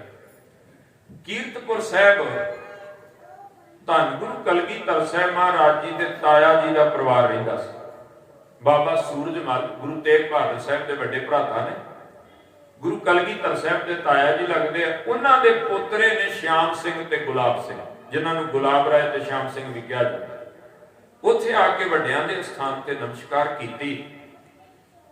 ਅਜੇ ਉਹਨਾਂ ਨੂੰ ਮਿਲੇ ਨੇ, ਥੋੜਾ ਜਿਹਾ ਪਿੱਛੋਂ ਰੌਲਾ ਪੈ ਗਿਆ ਕਿ ਹੱਲਾ ਹੋ ਗਿਆ, ਲਸ਼ਕਰ ਨੇ ਹਮਲਾ ਕਰ ਦਿੱਤਾ। ਇਹ ਗੁਲਾਬ ਸਿੰਘ ਤੇ ਸ਼ਿਆਮ ਸਿੰਘ ਕਹਿੰਦੇ ਦਾਤਾ ਸਾਡਾ ਕੀ ਬਣੇਗਾ। ਮਹਾਰਾਜ ਨੇ ਛੇਤੀ ਨਾਲ ਇੱਕ ਖੱਤ ਲਿਖਿਆ ਰਾਜਾ ਮੇਦਨੀ ਪ੍ਰਕਾਸ਼ ਨਾਨ ਰਿਆਸਤ ਦੇ ਨਾਂ, ਵੀ ਇਹ ਤੇਰੇ ਕੋਲੇ ਆ ਰਹੇ ਨੇ, ਇਹਨਾਂ ਦੀ ਸੰਭਾਲ ਵੀ ਕਰੀ ਤੇ ਸੇਵਾ ਵੀ ਕਰੀ, ਖਿਦਮਤ ਕਰੀ, ਆਦਰ ਕਰੀ। ਉਹਨਾਂ ਨੂੰ ਉਧਰ ਤੋਰਿਆ। ਭਾਈ ਉਦੈ ਸਿੰਘ 50 ਸਿੰਘਾਂ ਦਾ ਜਥਾ ਦਿੱਤਾ। ਭਾਈ ਉਦੈ ਸਿੰਘ ਭਾਈ ਸਾਹਿਬ ਭਾਈ ਮਣੀ ਸਿੰਘ ਦਾ ਸਪੁੱਤਰ ਹੈ ਤੇ ਭਾਈ ਲੱਖੀ ਸ਼ਾਹ ਬਣਜਾਰੇ ਦਾ ਦੋਹਤਰਾ ਹੈ, ਜਿਹੜਾ ਰਕਾਬਗੰਜ ਸਾਹਿਬ ਦੇ ਗੁਰੂ ਤੇਗ ਬਹਾਦਰ ਸਾਹਿਬ ਦੇ ਧੜ ਦਾ ਸੰਸਕਾਰ ਕੀਤਾ ਨਾ। ਕਿਉਂਕਿ ਭਾਈ ਲੱਖੀ ਸ਼ਾਹ ਬਣਜਾਰੇ ਦੀ ਧੀ ਬੀਬੀ ਸੀਤੋ ਬਾਈ ਭਾਈ ਮਣੀ ਸਿੰਘ ਜੀ ਉਹਨਾਂ ਨਾਲ ਵਿਆਹੀ ਹੋਈ ਸੀ। ਭਾਈ ਬਚਿੱਤਰ ਸਿੰਘ, ਭਾਈ ਉਦੈ ਸਿੰਘ, ਭਾਈ ਅਨਕ ਸਿੰਘ, ਭਾਈ ਅਜਬ ਸਿੰਘ, ਭਾਈ ਅਜੈਬ ਸਿੰਘ, ਇਹ ਸਾਰੇ ਦੋਹਤਰੇ ਨੇ ਭਾਈ ਲੱਖੀ ਸ਼ਾਹ ਬਣਜਾਰੇ ਦੇ। ਔਰ 10 ਪੁੱਤਰ ਸ਼ਹੀਦ ਨੇ ਭਾਈ ਸਾਹਿਬ ਭਾਈ ਮਣੀ ਸਿੰਘ ਜੀ ਉਹਨਾਂ ਦੇ। ਉਹਨਾਂ ਨੂੰ 50 ਸਿੰਘਾਂ ਦਾ ਜਥਾ ਦਿੱਤਾ। ਭਾਈ ਉਦੈ ਸਿੰਘ ਉਹ ਹੈ ਜਿਹਨੇ ਰਾਜੇ ਕੇਸਰੀ ਚੰਦ ਦਾ ਸਿਰ ਵੱਢ ਕੇ ਕਲਗੀਧਰ ਦੇ ਚਰਨਾਂ ਵਿੱਚ ਲਿਆ ਕੇ ਰੱਖਿਆ ਸੀ। ਮਹਾਰਾਜ ਇਹ ਉਹ ਦੁਸ਼ਟ ਹੈ ਜਿਹੜਾ ਕਹਿੰਦਾ ਸੀ ਮੈਂ ਤੁਹਾਡਾ ਸੀਸ ਕੱਟ ਕੇ ਲਿਜਾਣਾ, ਆ ਪਿਆ ਤੁਹਾਡੇ ਚਰਨਾਂ 'ਚ। ਉਹਨੂੰ 50 ਸਿੰਘਾਂ ਦਾ ਜਥਾ ਦਿੱਤਾ, ਆਪਣਾ ਲਿਬਾਸ ਦਿੱਤਾ, ਸ਼ਾਹੀ ਟਿੱਬੀ ਤੇ ਆਖਿਆ ਡਟ ਜਾਓ, ਮੁਕਾਬਲਾ ਕਰੋ। ਸ਼ਾਹੀ ਟਿੱਬੀ ਜਿੱਥੇ ਨਿਰਮੋਹਗੜ੍ਹ ਦਾ ਜੰਗ ਪਹਿਲਾਂ ਹੋ ਚੁੱਕਾ ਸੀ, ਅੱਜ ਦੇ ਪੈਮਾਇਸ਼ ਦੇ ਹਿਸਾਬ ਨਾਲ ਕਿਲ੍ਹਾ ਆਨੰਦਗੜ੍ਹ ਸਾਹਿਬ ਤੋਂ ਸ਼ਾਹੀ ਟਿੱਬੀ ਵਾਲਾ ਟਿਕਾਣਾ ਜਿਹੜਾ ਨੂੰ 12 ਕਿਲੋਮੀਟਰ ਪੈਂਦਾ ਸਫ਼ਰ, 12 ਕਿਲੋਮੀਟਰ ਦੂਰ ਹੈ ਉੱਥੋਂ। ਤੇ ਜੇ ਕੀਰਤਪੁਰ ਸਾਹਿਬ ਤੋਂ ਲਾਈਏ ਤੇ ਦੱਖਣ ਵਾਲਾ ਪਾਸਾ ਹੈ, ਉੱਥੋਂ 6 ਕਿਲੋਮੀਟਰ ਦਾ ਸਾਰਾ ਫਾਸਲਾ। ਉੱਥੇ ਡਟ ਗਏ ਮਹਾਰਾਜ, ਉਹਨਾਂ ਨੂੰ ਸੇਵਾ ਲਾਤੀ, ਸਤਿਗੁਰੂ ਅੱਗੇ ਤੁਰ ਪਏ। ਉਹ 50 ਸਿੰਘਾਂ ਦੇ ਜਥੇ ਨਾਲ ਭਾਈ ਉਦੈ ਸਿੰਘ ਡਟਿਆ। ਪੈਰ ਤੋਂ 1.5 ਪੈਰ ਜੰਗ ਹੋਇਆ ਤੇ 4 ਤੋਂ 4.5 ਘੰਟੇ ਸਮਾਂ, 3 ਘੰਟੇ ਦਾ ਪੈਰ ਹੁੰਦਾ। 50 ਸਿੰਘਾਂ ਦੇ ਸਮੇਤ ਉਹਨਾਂ ਨੇ ਸ਼ਹਾਦਤ ਦਾ ਜਾਮ ਕੀਤਾ। ਲਿਬਾਸ ਮਹਾਰਾਜ ਦਾ ਸੀ ਉਹਦੇ ਤਨ ਤੇ। ਉਹਦਾ ਸਿਰ ਕੱਟ ਕੇ ਜਦੋਂ ਅਜਮੇਰ ਚੰਦ ਨੇ ਭੇਜਿਆ ਨਾ ਸੂਬੇ ਵੱਲ, ਉਹ ਕਹਿੰਦਾ ਨਹੀਂ ਗੁਰੂ ਸਾਹਿਬ ਨਹੀਂ, ਇਹ ਤਾਂ ਕੁਛ ਸਿੱਖਿਆ ਉਹਨਾਂ ਨੇ। ਇਹਦੇ ਤੋਂ ਅਗਾ 100 ਸਿੰਘਾਂ ਦਾ ਜਥਾ ਦਿੱਤਾ ਭਾਈ ਜੀਵਨ ਸਿੰਘ ਨੂੰ, ਭਾਈ ਜੈਤਾ ਜੀ ਅੰਮ੍ਰਿਤ ਛਕ ਕੇ ਜੀਵਨ ਸਿੰਘ ਝੱਖੀਆਂ ਪਿੰਡ ਸਰਸਾ ਤੋਂ ਰਾਜ, ਉੱਥੇ ਉਹਨਾਂ ਦੀ ਸੇਵਾ ਲਾ ਦਿੱਤੀ ਵੀ ਤੁਸੀਂ ਇੱਥੇ ਡਟ ਜਾਓ। ਭਾਈ ਆਲਮ ਸਿੰਘ ਨੱਚਣਾ ਦੀ ਘਰ ਵਾਲੀ, ਉਹ ਵੀ ਇਸ ਜਥੇ ਦੇ ਵਿੱਚ ਸ਼ਾਮਲ ਹੈ। ਸਿੰਘਣੀਆਂ ਵੀ ਲੜੀਆਂ, ਉਹਨਾਂ ਵੀ ਯੁੱਧ ਕੀਤਾ। ਕਹਿੰਦੇ ਉਹ ਡਟ ਗਏ। ਇਧਰ ਸਰਸਾ ਦੇ ਕੰਢੇ ਪਹੁੰਚੇ ਨਾ, ਜਦੋਂ ਅੰਮ੍ਰਿਤ ਵੇਲਾ ਹੋ ਗਿਆ, ਹੁਣ ਪਿੱਛੇ ਤੇਗਾ ਖੜਕ ਰਹੀਆਂ, ਤਲਵਾਰਾਂ ਚੱਲ ਰਹੀਆਂ, ਨੇਜੇ ਚੱਲਦੇ ਨੇ, ਯਾਲ ਹੀ ਦੇ ਨਾਰੇ ਲੱਗਦੇ ਆ।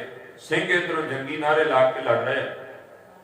ਮਹਾਰਾਜ ਕਹਿੰਦੇ ਵੀ ਸਿੰਘੋ ਅੰਮ੍ਰਿਤ ਵੇਲਾ। ਇਹ ਨਹੀਂ ਆਖਿਆ ਵੀ ਅੱਜ ਤਾਂ ਜੀ ਟਾਈਮ ਇਸ ਤਰ੍ਹਾਂ ਛੱਡੋ, ਅੱਜ ਰਹਿਣ ਦੇ ਨੇ ਫਿਰ ਸਹੀ। ਕਿੰਨਾ ਜ਼ਰੂਰੀ ਹੈ ਅੰਮ੍ਰਿਤ ਵੇਲਾ ਸਿੱਖ ਦੇ ਜੀਵਨ ਵਿੱਚ। ਘਰ ਬਹਿ ਕੇ ਚੇਤੇ ਕਰਿਓ, ਜਿਨ੍ਹਾਂ ਕਮਰਿਆਂ 'ਚ ਜਿਨ੍ਹਾਂ ਘਰਾਂ 'ਚ ਰਹਿੰਦੇ ਹੋ, ਬਟਨ ਦੱਬੋ ਤੇ ਪਾਣੀ ਗਰਮ, ਉੱਤੇ ਕਿਹੋ ਜਿਹੀਆਂ ਰਜਾਈਆਂ, ਨਾ ਬਾਹਰ ਨਿਕਲੋ, ਨਾ ਹਵਾ 'ਚ, ਨਾ ਕੁਛ। ਜੇ ਇਹੋ ਜਿਹੀਆਂ ਸਹੂਲਤਾਂ ਵਿੱਚ ਰਹਿ ਕੇ ਵੀ ਅੰਮ੍ਰਿਤ ਵੇਲਾ ਨਾ ਸੰਭਾਲ ਸਕੇ ਸਿੱਖੋ, ਇਹਦੇ ਨਾਲੋਂ ਵੱਡੀ ਬਦਕਿਸਮਤੀ ਨਹੀਂ ਹੋ ਸਕਦੀ। ਅਸੀਂ ਉਸ ਦਾਤੇ ਨੂੰ ਚੇਤੇ ਕਰਨਾ ਜਿਹਨੇ ਸਰਸਾ ਦੇ ਕੰਢੇ ਅੰਮ੍ਰਿਤ ਵੇਲਾ ਸੰਭਾਲਿਆ। ਸਰਸਾ ਦੇ ਕੰਢੇ ਉੱਥੇ ਉਸ ਸੱਜਣ ਲਿਖਦਾ, ਕਹਿੰਦਾ ਜਪਜੀ ਕਾ ਜਾਪ ਉਸ ਘੜੀ ਕਰਨਾ ਜ਼ਰੂਰ ਥਾ, ਜ਼ਰੂਰੀ ਸੀ ਇਹਦੇ ਬਗੈਰ ਸਰ ਨਹੀਂ ਸੀ ਸਕਦਾ। पढ़ के गुरु ग्रंथ को बढ़ाना जरूर था। कहते गुरु ग्रंथ साहब की बाणी पढ़नी सी। याद हक में गुरु बैठे बेदरेग थे। बेदरेग कहते पर्शियन दे विच निश्चिंत, कोई चिंता, कोई झोरा, कोई सहम नहीं। कहते महाराज चौंकड़ा मार के बैठे सत्सा दे करने। याद हक में सतगुरु बेदरेग थे। हाँ क्यों ना हो, वो फरजंदे तेग थे। फरजंदे तेग धन गुरु तेग बहादुर साहब के फरजंद सन। कहते खुदे भी निश्चिंत क्यों ना होते, डर काहदा, क्योंकि जिस दाते ने सरवण किया, चिंता ताकि कीजिए जो अनहोनी होए, ये मार्ग संसार को नानक फिर नहीं होए। महाराज बैठे कहते था सर पे वक्त आ गया आशा की बार का, साजो के जीरो गुम का चढ़ा उतार का, मनशा व कलगी धर के दिले बेकरार का, मौका मिले तो भजन कर ले किरदगार का। उस करतार की याद में जुड़िए। जदों जुड़े ना ते सिंह पता जिवें दीवार खड़ी कर दी है ना, ऐ सीने डाह के खड़ो गया दुश्मन के सामने। उन्हें दो पंक्तियां लिखियां, कहता सतगुरु के गिरद दुआले सिंहों ने सीनों की दीवार खींच दी। सीनिया की दीवार खड़ी कर दी। महाराज तुसी याद में जड़ो असीं लड़ांगे। कहता एक बार नहीं डिगी, इन्ने सिंह शहीद होए, 100 बार गिरी भी 100 बार खींच दी। अगले शहीद होंदे उन्हां थां ते नवें खलो जाते। कहते अमृत वेले की संभाल हुई। इधर भाई जीवन सिंह उन्हां 100 सिंहां दे समेत झक्कियां पिंड दी जूह विच शहादत दा जाम पी गए जथे दे समेत। अगे हुण सरसा भर के चलदी, क्योंकि ज्यों आनंदपुर साहब छड्डिया ना, बदलवाई बरखा हुंदी जिवें हुण भी कणियां पईयां ने, इस तरह इन्हां दिनां च ये पुराने बजुर्गों तो असीं जदों तो ना फतेहगढ़ साहब छोटे हुंदियां तो जोड़ मेले साहिबजादियां दे चरनां विच जाईदा सी ते ओह पक्का कहंदे सन, कहंदे भावें अत्त दी धुप्प जिवें मर्जी होवे, कहंदे साहिबजादियां दे इस दिहाड़े ते मींह पैंदा ही पैंदा। ये तुहाडा बजुर्गों का भी शायद तजर्बा होएगा। ये मालिक की खेड है कि सानू वो दिन चेते कराए जाते। तुहाडा बापू इहो जिहे वातावरण इहो जिहे मौसम दे विच आनंदपुर साहिब छड्ड के तुरिया सी। जदों अगों सरसा जिहड़ी है ना, ये शिवालिक दीयां पहाड़ियां चों निकलदी, बरसातां उत्ते हुंदियां, बर्फ नूं खह के पानी आउंदा, अगां आके सतलुज दे विच पै जांदी है, उत्थे खत्म हो जांदी आके ਚੱਕ ਢੇਰੇ ਦੇ ਪੱਤਣ ਦੇ ਉੱਤੇ। ਹੁਣ ਗਲੋਬਲ ਵਾਰਮਿੰਗ ਕਰਕੇ ਬੜਾ ਫਰਕ ਪੈ ਗਿਆ ਵਾ। ਇਸੇ ਕਰਕੇ ਜਦੋਂ ਆਉਂਦੀਆਂ ਨਾ ਇਹੋ ਜਿਹੀਆਂ ਸਟੇਟਮੈਂਟ ਵੀ ਇੰਨੇ ਸਾਲਾਂ ਬਾਅਦ ਇੰਨੀ ਗਰਮੀ ਪਈ, ਇੰਨੇ ਸਾਲਾਂ ਬਾਅਦ ਇੰਨੀ ਠੰਡ ਪਈ, ਉਹ ਪਹਾੜੀ ਏਰੀਆ ਤੁਸੀਂ ਜਾ ਕੇ ਵੇਖੋ, ਇੱਥੋਂ ਦੇ ਮੁਕਾਬਲਤਨ ਉਧਰ ਠੰਡ ਬਹੁਤ ਜ਼ਿਆਦਾ ਹੈ। ਫਿਰ ਬੁੱਢਾ ਜਦੋਂ ਆਖਿਆ ਸਰਸਾ ਪਾਰ ਕਰਨੀ, ਹੋਰ ਕੋਈ ਚਾਰਾ ਨਹੀਂ।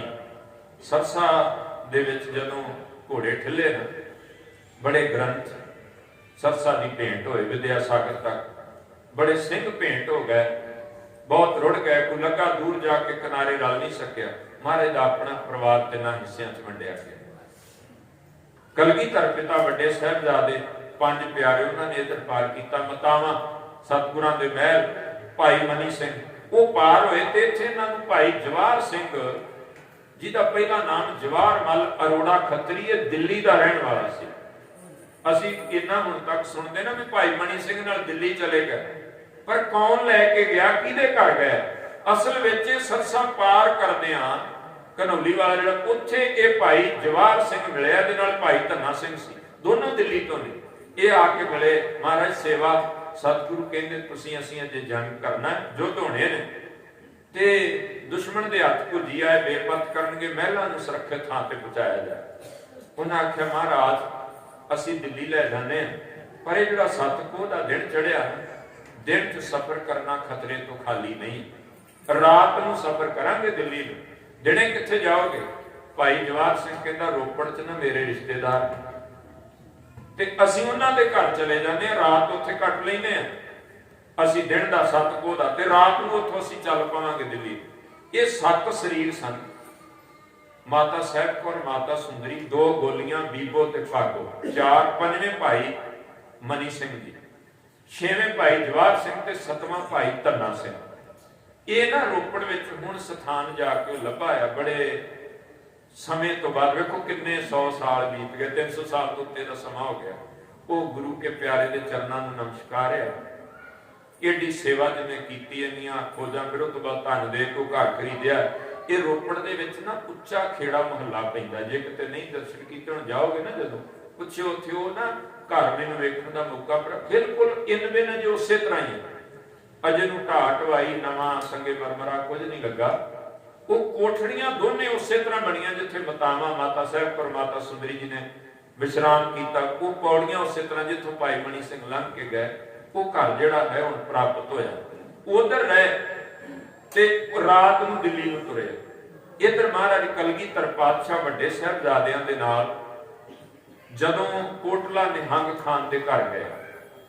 ਨਿਹੰਗ ਖਾਨ ਆ ਨਾ ਜਿਹੜਾ, ਇਹ ਵੇਖੋ ਮੁਗਲਾਂ ਨਾਲ ਟੱਕਰਿਆ ਤੇ ਇੱਕ ਪਠਾਨ ਦੇ ਘਰ ਮਹਾਰਾਜ ਕਹਿੰਦੇ ਆ ਵੀ ਉਹ ਥਾਂ ਠੀਕ ਹੈ, ਉਹਦੇ ਘਰ ਚੱਲਦੇ ਆ। ਕਿੰਨਾ ਕੁ ਭਰੋਸੇ ਵਾਲਾ ਹੋਏਗਾ ਉਹ, ਕਿੰਨੇ ਕੁ ਵਿਸ਼ਵਾਸ ਵਾਲਾ ਹੋਏਗਾ ਉਹ। ਉਹਦੇ ਘਰ ਗਏ, ਜੋ ਅੱਜ ਭੱਠਾ ਸਾਹਿਬ ਤੋਂ ਲਾਈਨ ਪਾਰ ਕਰਕੇ ਆਪ ਜੀ ਕੋਟਲਾ ਨਿਹੰਗਾਂ ਸਥਾਨ ਵੇਖਦੇ ਹੋ, ਉੱਥੇ ਚਲੇ ਗਏ। ਉਹਨੇ ਜੀ ਆਇਆਂ ਆਖਿਆ। ਅਸਲ ਵਿੱਚ 3 ਪੀੜ੍ਹੀਆਂ ਤੋਂ ਪਰਿਵਾਰ ਗੁਰੂ ਘਰ ਨਾਲ ਜੁੜਿਆ ਸੀ। ਇਹਦਾ ਵਡੇਰਾ ਜਿਹੜਾ ਸ਼ਾਹ ਸੁਲੇਮਾਨ ਖਾਨ ਸੀ, ਉਹਦਾ ਕੋ ਪੁੱਤਰ ਸੀ ਸੁਲਤਾਨ ਖਾਨ। ਸੁਲਤਾਨ ਖਾਨ ਦਾ ਪੁੱਤਰ ਹੋਇਆ ਸ਼ਮਸ਼ ਖਾਨ। ਇਹ ਗੁਰੂ ਹਰਗੋਬਿੰਦ ਸਾਹਿਬ ਦੇ ਚਰਨਾਂ ਵਿੱਚ ਆਇਆ, ਗੁਰੂ ਘਰ ਨਾਲ ਇਹਨਾਂ ਦੀ ਸਾਂਝ ਬਣੀ। ਸ਼ਮਸ ਖਾਨ ਦਾ ਅੱਗੋਂ ਪੁੱਤਰ ਹੈ ਨੌਰੰਗ ਖਾਨ ਤੇ ਇੱਕ ਧੀ ਆ ਉਹਦੀ ਬੀਬੀ ਉਮਰੀ। ਨੌਰੰਗ ਖਾਨ ਦਾ ਪੁੱਤਰ ਹੈ ਅੱਗੋਂ ਨਿਹੰਗ ਖਾਨ, ਜਿਹਨੂੰ ਅਸੀਂ ਕੋਟਲਾ ਨਿਹੰਗ ਖਾਨ ਕਹਿੰਦੇ। ਇਹਦੇ ਘਰ ਮਹਾਰਾਜ ਹੈ ਬੀਬੀ ਉਮਰੀ ਜਿਹੜੀ ਆ, ਭਾਈ ਗਨੀ ਖਾਨ ਤੇ ਨਬੀ ਖਾਨ ਬੀਬੀ ਉਮਰੀ ਦੇ ਪੁੱਤਰ ਨੇ। ਇਹ ਕੋਟਲਾ ਨਿਹੰਗ ਖਾਨ ਜਿਹੜਾ, ਇਹਦੀ ਭੂਆ ਦੇ ਪੁੱਤਰ ਭਰਾ ਲੱਗਦੇ ਨੇ ਭਾਈ ਗਨੀ ਖਾਨ ਨਬੀ ਖਾਨ, ਜਿਨ੍ਹਾਂ ਦੇ ਘਰ ਮਹਾਰਾਜ ਮਾਛੀਵਾੜਾ ਸਾਹਿਬ ਰਹੇ। ਹੁਣ ਜਦੋਂ ਇੱਥੇ ਰੁਕੇ ਨਾ ਤੇ ਅੱਗੋਂ ਜਦੋਂ ਸਰਸਾ ਪਾਰ ਕੀਤੀ ਸੀ, ਅਗਲੇ ਪਾਸੇ ਮਲੇਰਕੋਟਲੀਏ ਫੌਜ ਲੈ ਕੇ ਆ ਗਏ। ਮਲਕਪੁਰ ਰੰਗਣਾ ਸਰਸਾ ਪਾਰ ਕਰਕੇ ਪਿੰਡ ਪੈਂਦਾ ਅੱਜ ਵੀ ਹੈ। ਉੱਥੇ ਮਹਾਰਾਜ ਨੇ ਭਾਈ ਬਚਿੱਤਰ ਸਿੰਘ ਨੂੰ 200 ਸਿੰਘਾਂ ਦਾ ਜਥਾ ਦਿੱਤਾ। ਬਹੁਤ ਵੱਡਾ ਜੰਗ ਹੋਇਆ, ਔਰ ਜਦੋਂ ਜੰਗ ਹੋਇਆ ਨਾ, ਯੁੱਧ ਹੋਇਆ, ਉਹਦੇ ਵਿੱਚ ਭਾਈ ਬਚਿੱਤਰ ਸਿੰਘ ਜੀ ਬਹੁਤ ਬੁਰੀ ਤਰ੍ਹਾਂ ਜ਼ਖਮੀ ਹੋਏ। ਮਹਾਰਾਜ ਨੂੰ ਪਤਾ ਲੱਗਾ। ਸਤਿਗੁਰਾਂ ਨੇ ਆਪਣੇ ਸੁਪੁੱਤਰ ਬਾਬਾ ਅਜੀਤ ਸਿੰਘ ਨੂੰ ਭੇਜਿਆ, ਭਾਈ ਬੁੱਢਾ ਸਿੰਘ ਨੂੰ ਭੇਜਿਆ ਵੀ ਜਾਓ ਭਾਈ ਬਚਿੱਤਰ ਸਿੰਘ ਨੂੰ ਲੈ ਕੇ ਆਓ। ਜ਼ਖਮੀ ਹਾਲਤ ਵਿੱਚ ਲੈ ਕੇ ਕੋਟਲਾ ਨਿਹੰਗਾਂ ਦੇ ਘਰ ਪਹੁੰਚੇ। 7 ਪੋਹ ਦਾ ਪੂਰਾ ਦਿਨ ਮਹਾਰਾਜ ਉੱਥੇ ਰਹੇ। ਜਦੋਂ ਉੱਥੇ ਟਿਕੇ ਰਹੇ ਨਾ, ਸ਼ਾਮਾਂ ਪਈਆਂ। ਭਾਈ ਬਚਿੱਤਰ ਸਿੰਘ ਹੋਣਾ ਦੀ ਜੋ ਮਲਮ ਪੱਟੀ ਹੋ ਸਕਦੀ ਸੀ ਘਰ ਵਿੱਚ ਦੇਸੀ ਤਰੀਕੇ ਨਾਲ ਉਹ ਕੀਤੀ ਗਈ। ਸ਼ਾਮੀ ਮਹਾਰਾਜ ਕਹਿੰਦੇ ਵੀ ਨਿਹੰਗ ਖਾਨ ਅਸੀਂ ਚਮਕੌਰ ਸਾਹਿਬ ਜਾਣਾ, ਉਧਰ ਨੂੰ ਜਾਣਾ, ਕਿਉਂਕਿ ਮਹਾਰਾਜ 2 ਸਾਲ ਪਹਿਲਾਂ 14 ਜਨਵਰੀ 1703 ਨੂੰ ਚਮਕੌਰ ਸਾਹਿਬ ਪਹਿਲਾਂ ਆ ਚੁੱਕੇ ਆ। ਕੁਰਸ਼ੇਤਰ ਤੋਂ ਮੁੜਦੇ ਇੱਕ ਛੋਟੀ ਲੜਾਈ ਵੀ ਹੋਈ ਹੈ। ਉਸ ਲੜਾਈ ਦੀ ਜਿੱਤ ਦੀ ਯਾਦ ਵਿੱਚ ਉੱਥੇ ਚਮਕੌਰ ਸਾਹਿਬ ਜਾਓਗੇ, ਗੁਰਦੁਆਰਾ ਰਣਜੀਤਗੜ੍ਹ ਸਾਹਿਬ ਬਣਿਆ ਹੋਇਆ ਹੈ। ਉਸ ਉਧਰ ਨੂੰ ਮਹਾਰਾਜ ਜਾਣਾ ਚਾਹੁੰਦੇ ਆ। ਇਹਦਾ ਨਿਹੰਗ ਖਾਨ ਦੇ 2 ਬੱਚੇ ਨੇ, ਇੱਕ ਇਹਦਾ ਪੁੱਤਰ ਹੈ ਆਲਮ ਖਾਨ, ਇੱਕ ਇਹਦੀ ਧੀ ਹੈ ਬੀਬੀ ਮੁਮਤਾਜ਼। ਉਹ ਨਿਹੰਗ ਖਾਨ ਨੇ ਆਪਣੇ ਪੁੱਤਰ ਆਲਮ ਖਾਨ ਨੂੰ ਭੇਜਿਆ ਮਹਾਰਾਜ ਜੀ ਹੁਣਾਂ ਨੂੰ। ਉਹ ਗਾਂ ਲਖੀਮਪੁਰ ਵਾਲੇ ਰਗੀਰਪੁਰ ਵਾਲੇ ਪਾਸੇ ਤੱਕ ਚਮਕੌਰ ਸਾਹਿਬ ਨੂੰ ਛੱਡ ਕੇ ਆਇਆ। ਇਧਰ ਕਿਸੇ ਨੇ ਖਬਰ ਸੀਆਈਡੀ ਕੀਤੀ ਤੇ ਜਿਹੜਾ ਰੋਪੜ ਦਾ ਹਾਕਮ ਸੀ ਨਾ, ਉਹ ਜ਼ਾਫਰ ਬੇਗ ਸਿਪਾਹੀ ਲੈ ਕੇ ਕੋਟਲਾ ਨਿਹੰਗਾਂ ਦੇ ਘਰ ਪਹੁੰਚ ਗਿਆ। ਕਹਿੰਦਾ ਖਾਨ ਸਾਹਿਬ ਸਾਨੂੰ ਰਿਪੋਰਟ ਮਿਲੀ ਵੀ ਗੁਰੂ ਗੋਬਿੰਦ ਸਿੰਘ ਮਹਾਰਾਜ ਤੇ ਉਹਨਾਂ ਦੇ ਸਿੱਖ ਤੁਹਾਡੇ ਘਰ ਠਹਿਰੇ ਹੋਏ ਨੇ। ਹਵੇਲੀ ਬੜੀ ਵੱਡੀ ਸੀ, ਉਹਨਾਂ ਆਖਿਆ ਤਲਾਸ਼ੀ ਲੈ ਲਓ। ਮਹਾਰਾਜ ਤੇ ਕਿਉਂਕਿ ਜਾ ਚੁੱਕੇ ਸੀ ਸਿੰਘਾਂ ਨਾਲ ਚਮਕੌਰ ਸਾਹਿਬ, ਤਲਾਸ਼ੀ ਲਈ ਨਾ ਲੱਭਾ ਇੱਕ ਕਮਰਾ ਜਿਹਦਾ ਦਰਵਾਜ਼ਾ ਟੁੱਕਾ ਹੋਇਆ। ਮੈਂ ਕਿਹਾ ਇੱਥੇ ਕੌਣ ਹੈ? ਜੇ ਹੁਣ ਤੁਸੀਂ ਪੰਜਾਬ ਦੇ ਰਹਿਣ ਵਾਲੇ ਹੋ, ਸਾਡੇ ਬਹੁਤ ਵੱਡੀ ਗਾਲ ਸਮਝੀ ਜਾਂਦੀ, ਕੋਈ ਆਖੇ ਕਿ ਮੈਂ ਤੇਰਾ ਜਵਾਈ ਲੱਗਦਾ, ਬੰਦਾ ਸਿਰ ਲਾਉਣ ਤੱਕ ਜਾਂਦਾ ਅਗਲੇ ਦਾ ਜਿਹਦੇ ਨਾਲ ਕੋਈ ਰਿਸ਼ਤਾ ਨਾ, ਗਾਲ ਹੈ ਸਾਡੇ ਪੰਜਾਬ ਵਿੱਚ ਬਹੁਤ ਵੱਡੀ। ਪਰ ਕਿੱਡਾ ਕੁ ਸਿਦਕ ਸੀ ਉਸ ਨਿਹੰਗ ਖਾਨ ਦਾ, ਜਿਹਦੇ ਨਾਲ ਕੋਈ ਨਾਤਾ ਨਹੀਂ ਹੈ। ਉਹਨੇ ਆਖਿਆ ਅੰਦਰ ਮੇਰੀ ਧੀ ਤੇ ਮੇਰਾ ਦਮਾਦ ਹੈ। ਕਹਿੰਦਾ ਕਵੇਂ ਤਾਂ ਦਰਵਾਜ਼ਾ ਖੋਲਾਂ। ਉਹਨਾਂ ਆਖਿਆ ਖਾਨ ਸਾਹਿਬ ਕਿਵੇਂ ਦੀਆਂ ਗੱਲਾਂ ਕਰਦੇ ਹੋ, ਮੈਂ ਵੀ ਪਠਾਨ, ਸਾਨੂੰ ਪਤਾ ਹੈ ਧੀਆਂ ਦੀ ਦਮਾਦਾਂ ਦੀ ਕਿੰਨੀ ਇੱਜ਼ਤ ਕਰੀਦੀ ਹੈ। ਗੁਸਤਾਖੀ ਮਾਫ, ਸਾਨੂੰ ਕਿਸੇ ਨੇ ਗਲਤ ਜਾਣਕਾਰੀ ਦਿੱਤੀ, ਅਸੀਂ ਤੁਹਾਨੂੰ ਤੰਗ ਕੀਤਾ, ਮੈਂ ਚੱਲਦਾ ਹਾਂ। ਚਲੇ ਗਏ। ਮੈਂ ਵਿੱਚੋਂ ਬੇਨਤੀ ਕਰਦੇ ਹਾਂ, ਇਹਨਾਂ ਸਮਾਂ ਲੱਗਿਆ ਤੇ ਨਿਹੰਗ ਖਾਨ ਦੇ ਘਰ ਗੱਲ ਚੱਲੀ ਬੀਬੀ ਮੁਮਤਾਜ਼ ਦੇ ਨਿਕਾਹ ਦੀ। ਜਦੋਂ ਇਹ ਸ਼ਬਦ ਹੈ ਉਦੋਂ 16 ਸਾਲ ਦੀ ਉਮਰ ਸੀ ਸਾਰੀ ਬੀਬੀ ਮੁਮਤਾਜ਼ ਦੀ। 1699 ਦਾ ਜਨਮ ਹੈ ਬੀਬੀ ਮੁਮਤਾਜ਼ ਦਾ। ਉਹਦੀ ਮਾਤਾ ਦਾ ਨਾਮ ਜੈਨਾ ਸੀ, ਪਿਤਾ ਕੋਟਲਾ ਨਿਹੰਗ ਖਾਨ। ਉਹ ਜਦੋਂ ਆਖਿਆ ਨਾ ਤੇਰਾ ਧੀਏ ਨਿਕਾਹ ਕਰਨਾ, ਮੰਗੀ ਸੀ ਬੱਸੀ ਪਠਾਣਾ, ਉਹਦਾ ਰਿਸ਼ਤਾ ਹੋਇਆ ਸੀ। ਉਹਨੇ ਆਖਿਆ ਬਹਾਦੁਰ ਮੇਰਾ ਤਾਂ ਨਿਕਾਹ ਹੋ ਚੁੱਕਾ ਹੈ। ਤੇ ਨਿਹੰਗ ਖਾਨ ਸਿਰ ਤੇ ਹੱਥ ਰੱਖ ਕੇ ਜਿਵੇਂ ਧੀਆਂ ਨੂੰ ਲਾਡ ਰਿਹਾ, ਕਮਲੀਏ ਕਿਵੇਂ ਦੀਆਂ ਗੱਲਾਂ ਕਰਦੀਆਂ, ਤੂੰ ਤਾਂ ਜੇ ਮੰਗੀ ਹੈ ਨਿਕਾਹ ਤਾਂ ਤੇਰਾ ਪੜਾਉਣਾ ਹੈ। ਉਹਨੇ ਆਖਿਆ ਨਹੀਂ ਅੱਬਾ ਜ਼ਰੂਰ ਤੁਸੀਂ ਭੁੱਲ ਗਏ, ਮੈਂ ਨਹੀਂ ਭੁੱਲੀ। ਚੇਤੇ ਕਰੋ ਜਦੋਂ ਕਲਗੀਧਰ ਸਾਡੇ ਘਰ ਆਏ, ਭਾਈ ਬਚਿੱਤਰ ਸਿੰਘ ਜ਼ਖਮੀ ਰੂਪ ਵਿੱਚ ਆਇਆ ਤੇ ਜਾਫਰ ਬੇਗ ਪੁੱਛਦਾ ਸੀ ਅੰਦਰ ਕੌਣ, ਤੁਸੀਂ ਆਖਿਆ ਧੀ ਤੇ ਦਮਾਦ। ਮੈਂ ਤਾਂ ਉਦੋਂ ਹੀ ਉਹਦੇ ਚਰਨਾਂ ਤੇ ਸਿਰ ਰੱਖ ਕੇ ਮੰਨ ਲਿਆ ਸੀ ਕਿ ਮੇਰੇ ਸਿਰ ਦਾ ਖਾਵੰਦ ਅੱਜ ਤੋਂ ਇਹ ਹੈ, ਮੇਰੇ ਸਿਰ ਦਾ ਸਾਈ ਹੈ। ਕਹਿੰਦੇ ਉਹ ਭਾਵੇਂ ਭਾਈ ਬਚਿੱਤਰ ਸਿੰਘ ਜੀ 8 ਪੋਹ ਨੂੰ ਅੰਮ੍ਰਿਤ ਵੇਲੇ ਸ਼ਹੀਦ ਹੋ ਗਏ ਸਨ, ਜ਼ਖਮਾਂ ਦੀ ਤਾਪ ਨਾ ਚੱਲਦਾ, ਕਿਉਂਕਿ ਮਹਾਰਾਜ ਉੱਥੇ ਛੱਡ ਗਿਆ ਸਨ ਉਹਨਾਂ ਨੂੰ ਵੀ ਤੁਸੀਂ ਨਾਲ ਨਹੀਂ ਜਾ ਸਕਦੇ, ਖੂਨੇ ਨਾ ਵਹਿ ਚੁੱਕਾ, ਸਰੀਰ ਦੀ ਹਾਲਤ ਹੈ। ਉਹਨਾਂ ਆਖਿਆ ਮੈਂ ਇੱਕ ਸ਼ਹੀਦ ਦੀ ਵਿਧਵਾ ਹੋ ਕੇ ਜੀਵਨ ਬਤੀਤ ਕਰਾਂਗੀ, ਪਰ ਕਿਸੇ ਨਵੇਂ ਥਾਂ ਨਿਕਾਹ ਨਹੀਂ ਪੜਾਉਣਾ। ਪਰ ਚੇਤਾ ਰੱਖਿਓ ਗੱਲ 1 ਸਾਲ ਦੀ ਹੋਵੇ, 5-10 ਦੀ ਹੋਵੇ ਤੇ ਕਹਾਣੀ ਲੱਗਦੀ ਹੈ। ਪਤਾ ਕਿੰਨੀ ਉਮਰ ਹੋਈ ਬੀਬੀ ਮੁਮਤਾਜ਼ ਦੀ? 131 ਸਾਲ। 1699 ਦਾ ਜਨਮ ਹੈ, 1820 ਵਿੱਚ ਜਾ ਕੇ ਅਕਾਲ ਚਲਾਣਾ ਕੀਤਾ ਬੀਬੀ ਮੁਮਤਾਜ਼ ਨੇ। ਤੇ 1704 ਨੂੰ ਕਿੰਨੀ ਉਮਰ ਬਣਦੀ ਹੈ? 15 ਤੋਂ 16 ਸਾਲ। 15-16 ਸਾਲ ਵਿੱਚ ਇੱਕ ਸ਼ਹੀਦ ਨੂੰ ਆਪਣਾ ਪਤੀ ਮੰਨਿਆ ਤੇ 115 ਸਾਲ ਉਹਦੀ ਯਾਦ ਵਿੱਚ ਬਿਤਾ ਦਿੱਤਾ ਉਹਨੇ ਜੀਵਨ। ਕਿਤੇ ਜ਼ਿੰਦਗੀ 'ਚ ਮੌਕਾ ਮਿਲੇ, ਇਹ ਧੰਦੇ ਨਹੀਂ ਮੁੱਕਣੇ, ਬੰਦਾ ਮੁੱਕ ਜਾਂਦਾ ਹੈ। ਕਿਤੇ ਦਰਸ਼ਨ ਕਰਿਓ ਉਸ ਸਿਦਕ ਦੀ ਮੂਰਤ ਦੇ ਸਥਾਨ ਦੇ। ਇਹ ਜਦੋਂ ਆਪਾਂ ਰੋਪੜ ਤੋਂ ਚੰਡੀਗੜ੍ਹ ਨੂੰ ਜਾਈਏ ਨਾ, ਰੋਪੜ ਤੋਂ ਕੇਵਲ 4 ਕਿਲੋਮੀਟਰ ਪੈਂਦਾ ਨੌਰੰਗਪੁਰ ਪਿੰਡ, ਬੜੀ ਪਿੰਡ ਉੱਥੇ ਆ ਜਾਂਦਾ, ਉਹਦੇ ਨਾਲ 2-3 ਪਿੰਡ ਨੇ। ਉੱਥੇ ਨੌਰੰਗਪੁਰ ਪਿੰਡ ਜਿਹੜਾ ਕੋਟਲਾ ਨਿਹੰਗ ਖਾਨ ਨੇ ਆਪਣੇ ਪਿਤਾ ਨੌਰੰਗ ਖਾਨ ਦੇ ਨਾਂ ਤੇ ਵਸਾਇਆ ਸੀ। ਬਹੁਤ ਵੱਡਾ ਕਿਲਾ ਬਣਾਇਆ ਸੀ ਕਿਉਂਕਿ ਬੜਾ ਧਨਾੜ ਬੰਦਾ ਸੀ। ਇਹ ਬੀਬੀ ਮੁਮਤਾਜ਼ ਨੇ 115 ਸਾਲ ਉੱਥੇ ਰਹਿਣਾ ਕੀਤਾ, ਮਾਲਕ ਦੀ ਇਬਾਦਤ ਵਿੱਚ ਜੁੜੀ। ਸਾਲ 'ਚ 1 ਵਾਰ ਆਉਂਦੀ ਸੀ ਕੋਟਲਾ ਨਿਹੰਗ ਖਾਨ। ਉਹਨਾਂ ਇਹਨਾਂ ਦਿਨਾਂ ਵਿੱਚ ਜਦੋਂ ਕਲਗੀਆਂ ਵਾਲੇ ਉਹਨਾਂ ਦੇ ਘਰ ਆਏ ਸਨ, ਉਸ ਕਮਰੇ 'ਚ ਬੈਠਣਾ, ਬੈਠ ਕੇ ਰੱਬ ਰੱਬ ਕਰਨਾ। ਕੁਝ ਦੇਰ ਜਿੱਥੇ ਭਾਈ ਬਚਿੱਤਰ ਸਿੰਘ ਦਾ ਸਰੀਰ ਸੰਸਕਾਰਿਆ ਗਿਆ ਸੀ ਉਸ ਜਗ੍ਹਾ ਤੇ ਬੈਠਣਾ, ਦੀਵਾ ਜਗਾਉਣਾ ਤੇ ਫਿਰ ਨੌਰੰਗਪੁਰ ਚਲੇ ਜਾਣਾ। ਉਹਨੇ 116 ਸਾਲ ਭਾਈ ਬਚਿੱਤਰ ਸਿੰਘ ਦੀ ਵਿਧਵਾ ਦੇ ਰੂਪ ਵਿੱਚ ਜੀਵਨ ਬਤੀਤ ਕੀਤਾ। ਇਹੋ ਜਿਹਾ ਸਿਦਕ, ਇਹੋ ਜਿਹੀਆਂ ਮੂਰਤਾਂ। ਮਹਾਰਾਜ ਚਮਕੌਰ ਸਾਹਿਬ ਚਲੇ ਗਏ।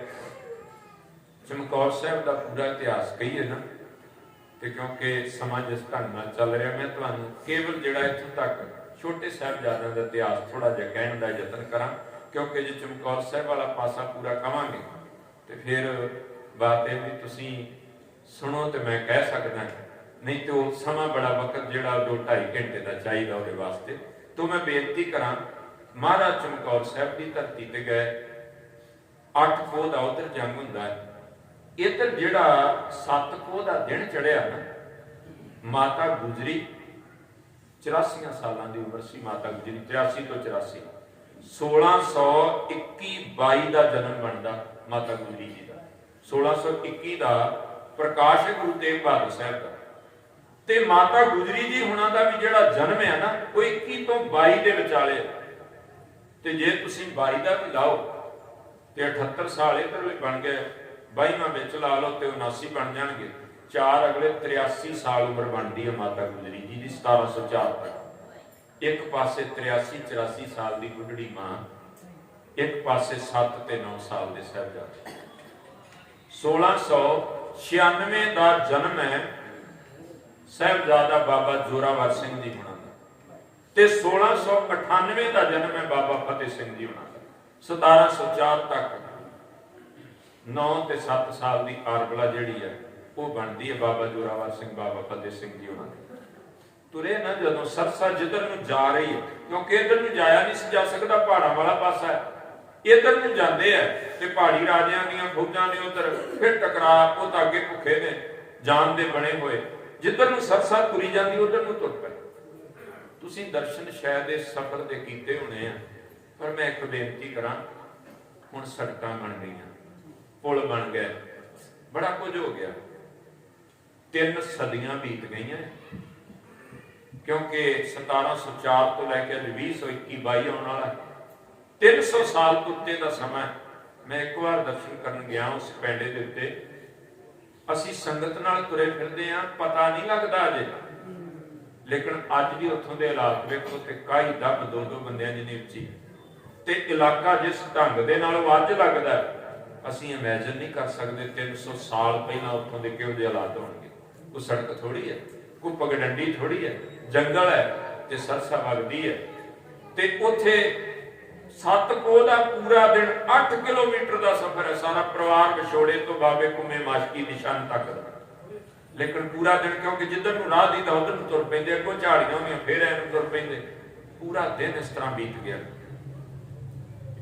ਉੱਥੇ ਉਹ ਲਿਖਦਾ ਸੱਜਣ ਕਹਿੰਦਾ ਹੈ, ਰਸਤੇ ਸੇ ਭਟਕ ਗਏ ਜਬ नन्हे सवार थे, तकते पिता को चारों तरफ वो बार बार थे, जोरावर और फतेह का इस दम बयां सुनो, विछड़ के पहुंचे हाय कहां से कहां सुनो। कहते 7 कोह ਦਾ ਪੂਰਾ ਦਿਨ ਮਾਂ ਕਿੰਨੀ ਵਾਰੀ ਪੁੱਛਿਆ ਹੈਗਾ ਸਾਹਿਬਜ਼ਾਦਿਆਂ ਨੇ, ਦਾਦੀ ਅਮਾ ਪਿਤਾ ਜੀ ਕਿੱਥੇ ਨੇ, ਵੀਰ ਕਿੱਥੇ ਨੇ, ਕਿੰਨੀ ਵਾਰ ਅੱਗੋਂ ਜਵਾਬ ਦੇਣਾ ਪਿਆ ਹੋਏਗਾ। ਅਖੀਰ ਨਾ 7 ਤੇ 8 ਕੋਹ ਦੀ ਰਾਤ ਸ਼ੁਰੂ ਹੋਣ ਲੱਗੀ, ਸ਼ਾਮਾਂ ਪਈਆਂ, ਜੰਗਲ ਵਿੱਚ ਸ਼ਾਮ ਦੀ ਅੱਧੀ ਰਾਤ ਵਰਗੀ ਲੱਗਦੀ। ਫਿਰ ਜਦੋਂ ਇਹੋ ਜਿਹੇ ਸਮੇਂ ਦੇ ਵਿੱਚੋਂ ਕਹਿੰਦੇ ਜਦੋਂ ਨਾ ਦੇਖਿਆ ਹਨੇਰਾ ਹੋਇਆ ਤੇ ਦੂਰ ਇੱਕ ਦੀਵਾ ਜਗਦਾ ਦਿਖਾਈ ਦਿੱਤਾ। ਦੀਵਾ ਜਗ ਰਿਹਾ ਸੀ, ਇਹਦਾ ਮਤਲਬ ਉੱਥੇ ਕੋਈ ਵੱਸਦਾ। ਮਾਤਾ ਗੁਜਰੀ ਸਾਹਿਬਜ਼ਾਦੇ ਨੂੰ ਉਹਦੀ ਗਾਂ ਕੌਣ ਮਿਲਣਾ ਕੋਈ ਪਤਾ ਨਹੀਂ, ਸਿੱਧ ਬਣ ਕੇ ਤੁਰ ਪਏ। ਜਦੋਂ ਉੱਥੇ ਪਹੁੰਚੇ ਤੇ ਜਾ ਕੇ ਵੇਖਿਆ ਉਹ ਕੋਈ ਹਵੇਲੀ ਨਹੀਂ, ਕੋਈ ਘਰ ਨਹੀਂ, ਇੱਕ ਛੋਟੀ ਜਿਹੀ ਝੁੱਗੀ ਹੈ, ਉਹਦੇ ਚ ਦੀਵਾ ਜਗਦਾ, ਲੇਕਿਨ ਦਰਵਾਜ਼ੇ ਉਹਦੇ ਅੱਗੇ ਵੀ।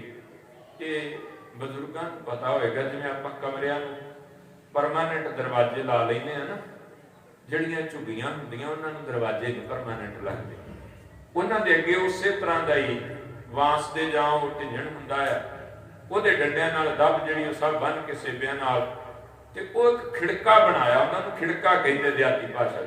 ਆਰਜੀ ਤੌਰ ਤੇ ਚੁੱਕੋ ਤੇ ਜਿਹੜਾ ਦਰਵਾਜ਼ਾ ਉਹਦੇ ਅੱਗੇ ਰੱਖ ਲਓ, ਸੇਬੇ ਹੁੰਦੇ ਕੁਝ ਬੰਨ ਲਓ ਵੀ ਰਾਤ ਨੂੰ ਹਵਾ ਨਾਲ ਡਿੱਗੇ ਨਾ, ਦਿਨੇ ਉੱਠੋ ਖੋਲੋ ਤੇ ਚੁੱਕ ਕੇ ਪਾਸੇ ਕਰ ਦਿਓ। ਇਸ ਤਰ੍ਹਾਂ ਉਹ ਲੱਗਾ, ਲੇਕਿਨ ਅੰਦਰ ਦੀਵਾ ਝੱਗ ਰਿਹਾ। ਬਾਹਰ ਜਾ ਕੇ ਮਾਤਾ ਗੁਜਰੀ ਜੀ ਸਾਹਿਬਜ਼ਾਦੇ ਖਲੋ ਗਏ।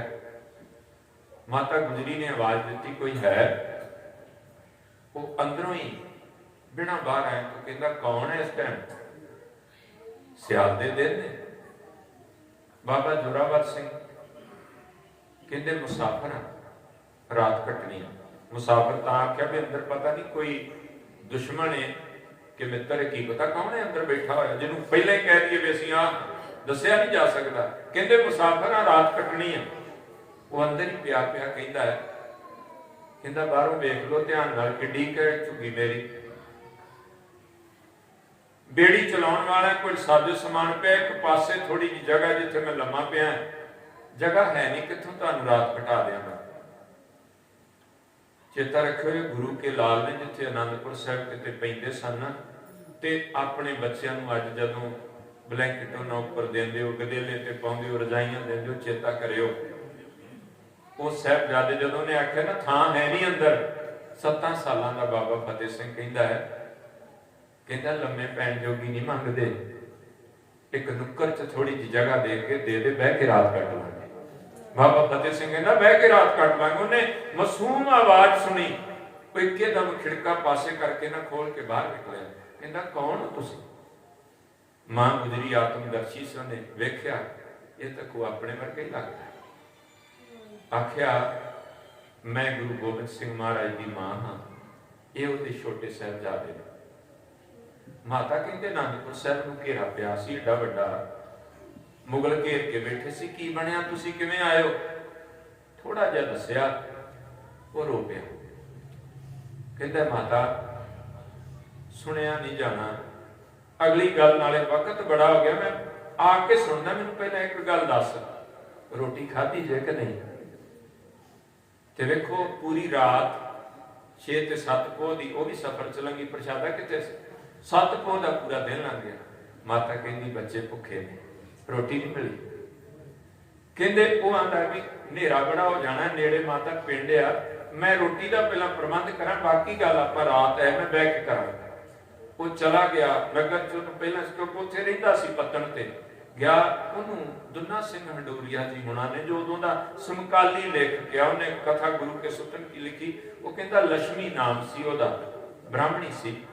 ये मैं बेनती करा, कदे भी कोई कौम ना सारी माड़ी हुंदी है ना सारी चंगी हुंदी। लक्ष्मी भी ब्राह्मणी है, गंगू भी ब्राह्मण है, पर दोनों दे विच जमीन आसमान दा अंतर। एक दे चरणां ते मस्तक रखण नूं दिल करदा है, एक नूं जदों भी अंदरों याद आउंदी। छोटे छोटे बच्चे भी साडे बोलदे आंदे गंगू पापी, छोटे छोटे बच्चे भी कहिंदे ओनूं लानतां ही पैणीਆਂ।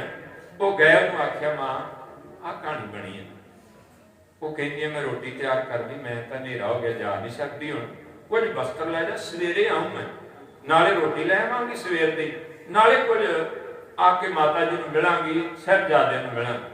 वो रोटी लैके वापस आ गया, साहिबजादे नूं ने प्रशादा छकाया, माता जी हुणां नूं प्रशादा। उस तो बाद उन्हें फिर बात को शुरू की। असल विच वो आप भी उहदा धक्के नाल धर्म तब्दील किया गया सी। उन्हां सरदार दुन्ना सिंह हुणां ने लिखिया, कहंदे एक सक्का हिंदू तै आही, तुर्क जोर ते जन्म वटाही, कुम्मे तै कीमा तै कीना, तिसही के गरे बासा लीना। कहंदे उहनूं धक्के नाल तुर्क बनाया गया सी। वो जदों सुणमा गुजरी तो रहा सी, कई वारी बंदा दुख दूसरे दा सुणदा है, अपने अंदरले जख्म रिस पैंदे, अपने नालों कुछ बीत्या होवे ते बंदा अपनी नूं लैके दिल भर आउंदा, रोया हो। हुण कहंदा मां इंज करो, तुसीं ना दोवें साहिबजादे नूं लैके अंदर सौ जाओ, मैं बाहर पै जाना आ, नाले पहरेदारी हो जाएगी, नाले अंदर जगह कोई नहीं। उन्हें कख कट्ठे कीते ते दरवाजे दे अगे ना खिड़का ला दिता ते आप उत्थे लेट गया। कितनी बार उन्हें रात साहिबजादियां नूं चेते वेख के हुकूमत दे जुल्म नूं चेते करके बददुआवां दित्तियां, रोया चुप कीता, रात गुजर गई। दिन दा चढ़ा होया, वो लक्ष्मी जिहड़ी सी ब्राह्मणी, वो भोजन लैके आ गई। आके उन्हें मां गुजरी नूं मत्था टेकिया, प्रशादा छकाया। हुण इत्थे माता जी कहंदे आ कुमिया, जिन्हों असीं अज सत्कार नाल बाबा कुमा माशकी कहने, कहंदे कुमिया बड़ी सेवा की, पर हुण असीं दिन च नहीं उत्थे ठहर सकते तेरे कोल, क्योंकि मैं इन्हां बच्चियां नूं इन्हां दे पिता नूं मिलाउणा है, अपने पुੱਤ दे कोल जाना। इंज कर सरसा तो जदों विछड़े आ ना, बड़े सिंह भी विछड़े ने, किते साडे तरह कोई सिंह तुरदे फिरदे तैनूं नेड़े तेड़े झात मार मिल जाण, उन्हां नूं बुला के ला सानूं मिला दे एक बार, ते असीं उन्हां नाल रल के इन्हां दे पिता कोले चले जावांगे। वो कहंदा मां मैं यतन करदा। वो निकलिया वेखण, अगों गंगू टक्कर गया। वो कहंदा ओ माछीआ तूं कित्थे तुरिया फिरदा, बेड़ी छड्ड के आ। क्योंकि वो आनंदपुर साहिब जदों नौकरी करदा रहा ना गंगू, वो इहदी बेड़ी राहीं बड़ी वारी इहनूं पार करिया करदा सी। वो जानदा सी ते भी गंगू नूं जानदा सी। उन्हें अगों आख्या, कहंदा इस तरह माता जी साहिबजादे ने, उन्हां सिंह कोई लभदा फिरदा जिहड़ा महाराज कोल, कहंदा मैं उस घर दे विच नौकरी करदा रहा हां, मेरा अपना परिवार है, मैनूं मिला, मैं लैके जावांगा। अजे लभदा कुत्ता नहीं सी अंदर भौंकिया।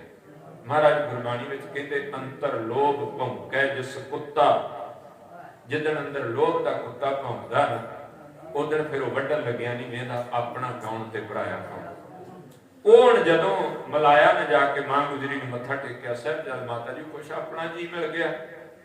माता जी ने तुरन तो पहला उस लक्ष्मी ने जदों मत्था टेकिया ना, माता जी ने खुरजी दे विचों एक आरसी जिहड़ा गहना आ, खास करके औरतां अंगूठे ते पहनदियां सन, बजुर्ग मातावां नूं पता कि अजकल दी जनरेशन तां नहीं जानदी, अंगूठे ते पहनिया जांदा सी, उहदे च शीशा लगा हुंदा सी। इत्थों ही ਹੱਥ ਕੰਗਨ ਨੂੰ ਆਰਸੀ ਕਹਿ ਮੁਹਾਵਰਾ ਵੀ ਇੱਥੋਂ ਬਣਿਆ ਵੀ ਉਹ ਤਾਂ ਸਿੱਧਾ ਵੇਖ ਲਓ, ਉਹਨੂੰ ਸ਼ੀਸ਼ੇ 'ਚ ਵੇਖਣ ਦੀ ਕੀ ਲੋੜ ਹੈ।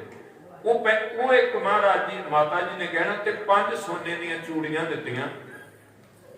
ਉਹਨੇ ਨਾ ਕੀਤੀ। ਮਾਤਾ ਜੀ ਕਹਿੰਦੇ ਨੇ ਧੀ ਬਣਾ ਕੇ ਦੇ ਰਹੀ ਆ, ਤੂੰ ਮਾਂ ਸਮਝ ਕੇ ਰੱਖ ਲੈ ਵੀ ਮਾਂ ਨੇ ਦਿੱਤੀਆਂ। ਉਹਨੂੰ ਧਿਆਨ ਪੈ ਕਹਿੰਦਾ ਮਾਤਾ ਕੋਲੇ ਧਨ ਪਦਾਰਥ। ਗੰਗੂ ਦੇ ਅੰਦਰ ਵਿਚਾਰ ਆਉਣੇ ਸ਼ੁਰੂ ਹੋ ਗਏ। ਕਈ ਵਾਰੀ ਬੰਦਾ ਇੱਕ ਵਾਰੀ ਸੰਕਲਪ ਆਏ ਦੱਬ ਲੈਂਦਾ ਥੋੜਾ ਬਹੁਤ। ਹੁਣ ਜਦੋਂ ਇੱਥੋਂ ਸਰਸਾ ਪਾਰ ਕੀਤੀ ਹੈ, ਇੱਥੇ ਆ ਕੇ ਸਰਸਾ ਸਤਲੁਜ ਚ ਪੈ ਜਾਂਦੀ, ਖਤਮ ਹੋ ਜਾਂਦੀ ਹੈ। ਇੱਥੋਂ ਪਾਰ ਹੋਏ ਨੇ ਉਹਦੀ ਬੇੜੀ ਨਹੀਂ, ਉਹ ਬਿਲਖਣ ਦਾ ਰੁੱਖ ਅੱਜ ਵੀ ਜਿਹਦੇ ਨਾਲ ਬੰਦਾ ਸੀ, ਉਹ ਪਾਰ ਕੀਤੀ ਨਾ ਜਦੋਂ ਮਾਤਾ ਜੀ ਨੇ ਕੁੰਮਾ ਵਾਪਸ ਮੁੜਨ ਲੱਗਾ, ਮਾਤਾ ਜੀ ਨੇ 5 ਸੋਨੇ ਦੀਆਂ ਮੋਹਰਾਂ ਕੱਢੀਆਂ ਤੇ ਉਹਨੂੰ ਦਿੱਤੀਆਂ। ਹੁਣ ਗੰਗੂ ਦੇ ਅੰਦਰ ਲਾਲਚ ਪ੍ਰਬਲ ਹੋ ਗਿਆ ਬਈ ਇਹਦਾ ਮਤਲਬ ਤਾਂ ਬਹੁਤ ਕੁਝ ਹੈ। ਉਹ ਜਦੋਂ ਦਿੱਤੀਆਂ ਤੇ ਉਹ ਲੈਣ ਤੋਂ ਨਾ ਕਰੇ। ਆਂਦਾ ਮੈਂ ਕੋਈ ਕਿਰਾਇਆ ਥੋੜੀ ਲੈਣਾ ਮਾਂ, ਮੈਂ ਕੋਈ ਰਾਤ ਤੁਸੀਂ ਰਹਿ ਜਿਓ, ਉਹਦਾ ਕੋਈ ਧਨ ਥੋੜੀ ਲੈਣੀ, ਕੀਮਤ ਥੋੜੀ। ਮਾਤਾ ਜੀ ਕਹਿੰਦੇ ਕੀਮਤ ਕੌਣ ਦੇ ਰਿਹਾ? ਮੈਂ ਪੁੱਤ ਸਮਝ ਕੇ ਦੇ ਰਹੀ ਹਾਂ, ਤੂੰ ਮਾਂ ਸਮਝ ਕੇ ਰੱਖ ਲੈ, ਇਹ ਪਿਆਰ ਹੈ ਮੇਰੇ ਵੱਲੋਂ, ਰੱਖ ਲੈ। ਇੱਥੋਂ ਗੰਗੂ ਲੈ ਕੇ ਤੁਰਿਆ ਰੋਪੜ ਵੱਲ, ਪਰ ਰਸਤੇ 'ਚ ਜਾਂਦਿਆਂ ਲਾਲਚ ਇੰਨਾ ਪ੍ਰਬਲ ਹੋ ਗਿਆ। ਹੁਣ ਕਹਿੰਦਾ ਜੇ ਉੱਥੇ ਕੋਈ ਸਿੰਘ ਮਿਲ ਗਿਆ ਜਾਂ ਗੁਰੂ ਸਾਹਿਬ ਜੀ ਨੇ ਇਹਨਾਂ ਨੂੰ ਮਿਲਾ ਦਿੱਤਾ, ਮੇਰੇ ਹੱਥ ਕੀ ਆਉਣਾ? ਉਧਰ ਨਹੀਂ ਲੈ ਕੇ ਜਾਣਾ। ਤੇ ਉੱਥੋਂ ਵਾਪਸ ਕਹਿੰਦਾ ਉਧਰ ਫੌਜ ਤੁਰੀ ਫਿਰਦੇ, ਮਾਤਾ ਜੀ ਇੰਜ ਕਰੋ ਮੇਰੇ ਪਿੰਡ ਚੱਲੋ, ਥੋੜਾ ਠੰਡ ਠੰਡਾਰਾ ਹੋਏਗਾ, ਜਿੰਨੇ ਦਿਨ ਮਰਜ਼ੀ ਰਹੋ, ਮੁੜ ਕੇ ਮੈਂ ਗੁਰੂ ਸਾਹਿਬ ਕੋਲੇ ਲੈ ਜਾਵਾਂਗਾ ਤੁਹਾਨੂੰ, ਉਧਰ ਨਾ ਜਾਈਏ। ਮਾਤਾ ਗੁਜਰੀ ਕਹਿੰਦੇ ਗੰਗੂਆ ਜਿਵੇਂ ਤੇਰੀ ਮਰਜ਼ੀ। ਇਹ ਪਰਿਵਾਰ ਵਿਛੋੜੇ ਤੋਂ 8 ਕਿਲੋਮੀਟਰ ਬਾਬੇ ਘੁੰਮੇ ਮਾਸ਼ਕੀ ਦਾ ਸਥਾਨ ਪੈਂਦਾ। ਰੋਪੜਾ ਦੀ ਜਾਈਏ ਤੇ 12 ਕਿਲੋਮੀਟਰ ਪੈ ਜਾਂਦਾ। ਇੱਥੋਂ 27 ਕਿਲੋਮੀਟਰ ਦਾ ਅੱਗੇ ਸਫ਼ਰ ਆ, ਜਿਹੜਾ 8 ਪੋਹ ਨੂੰ ਸਾਹਿਬਜ਼ਾਦਿਆਂ ਮਾਤਾ ਗੁਜਰੀ ਜੀ ਉਹਨਾਂ ਨੇ ਗੰਗੂ ਨਾਲ ਕੀਤਾ ਕਾਈਨੌਰ ਤੱਕ। ਇਹਦੇ ਤੋਂ ਅੱਗੇ 2-2.5 ਕਿਲੋਮੀਟਰ ਰਹਿ ਜਾਂਦਾ ਸਹੇੜੀ, ਜਿਹਨੂੰ ਅਸੀਂ ਖੇੜੀ ਕਹਿੰਦੇ। ਇਹ ਆਪਣੇ ਜੇ 27 ਕਿਲੋਮੀਟਰ ਸਫ਼ਰ ਹੋ ਗਿਆ ਤੇ 2 ਕਿਲੋਮੀਟਰ ਹੋਰ ਵੀ ਹੋ ਸਕਦਾ ਸੀ ਨਾਲ, ਪਰ ਇਹ ਘਰ ਤਾਂ ਲਿਜਾਣਾ ਨਹੀਂ ਸੀ ਚਾਹੁੰਦਾ।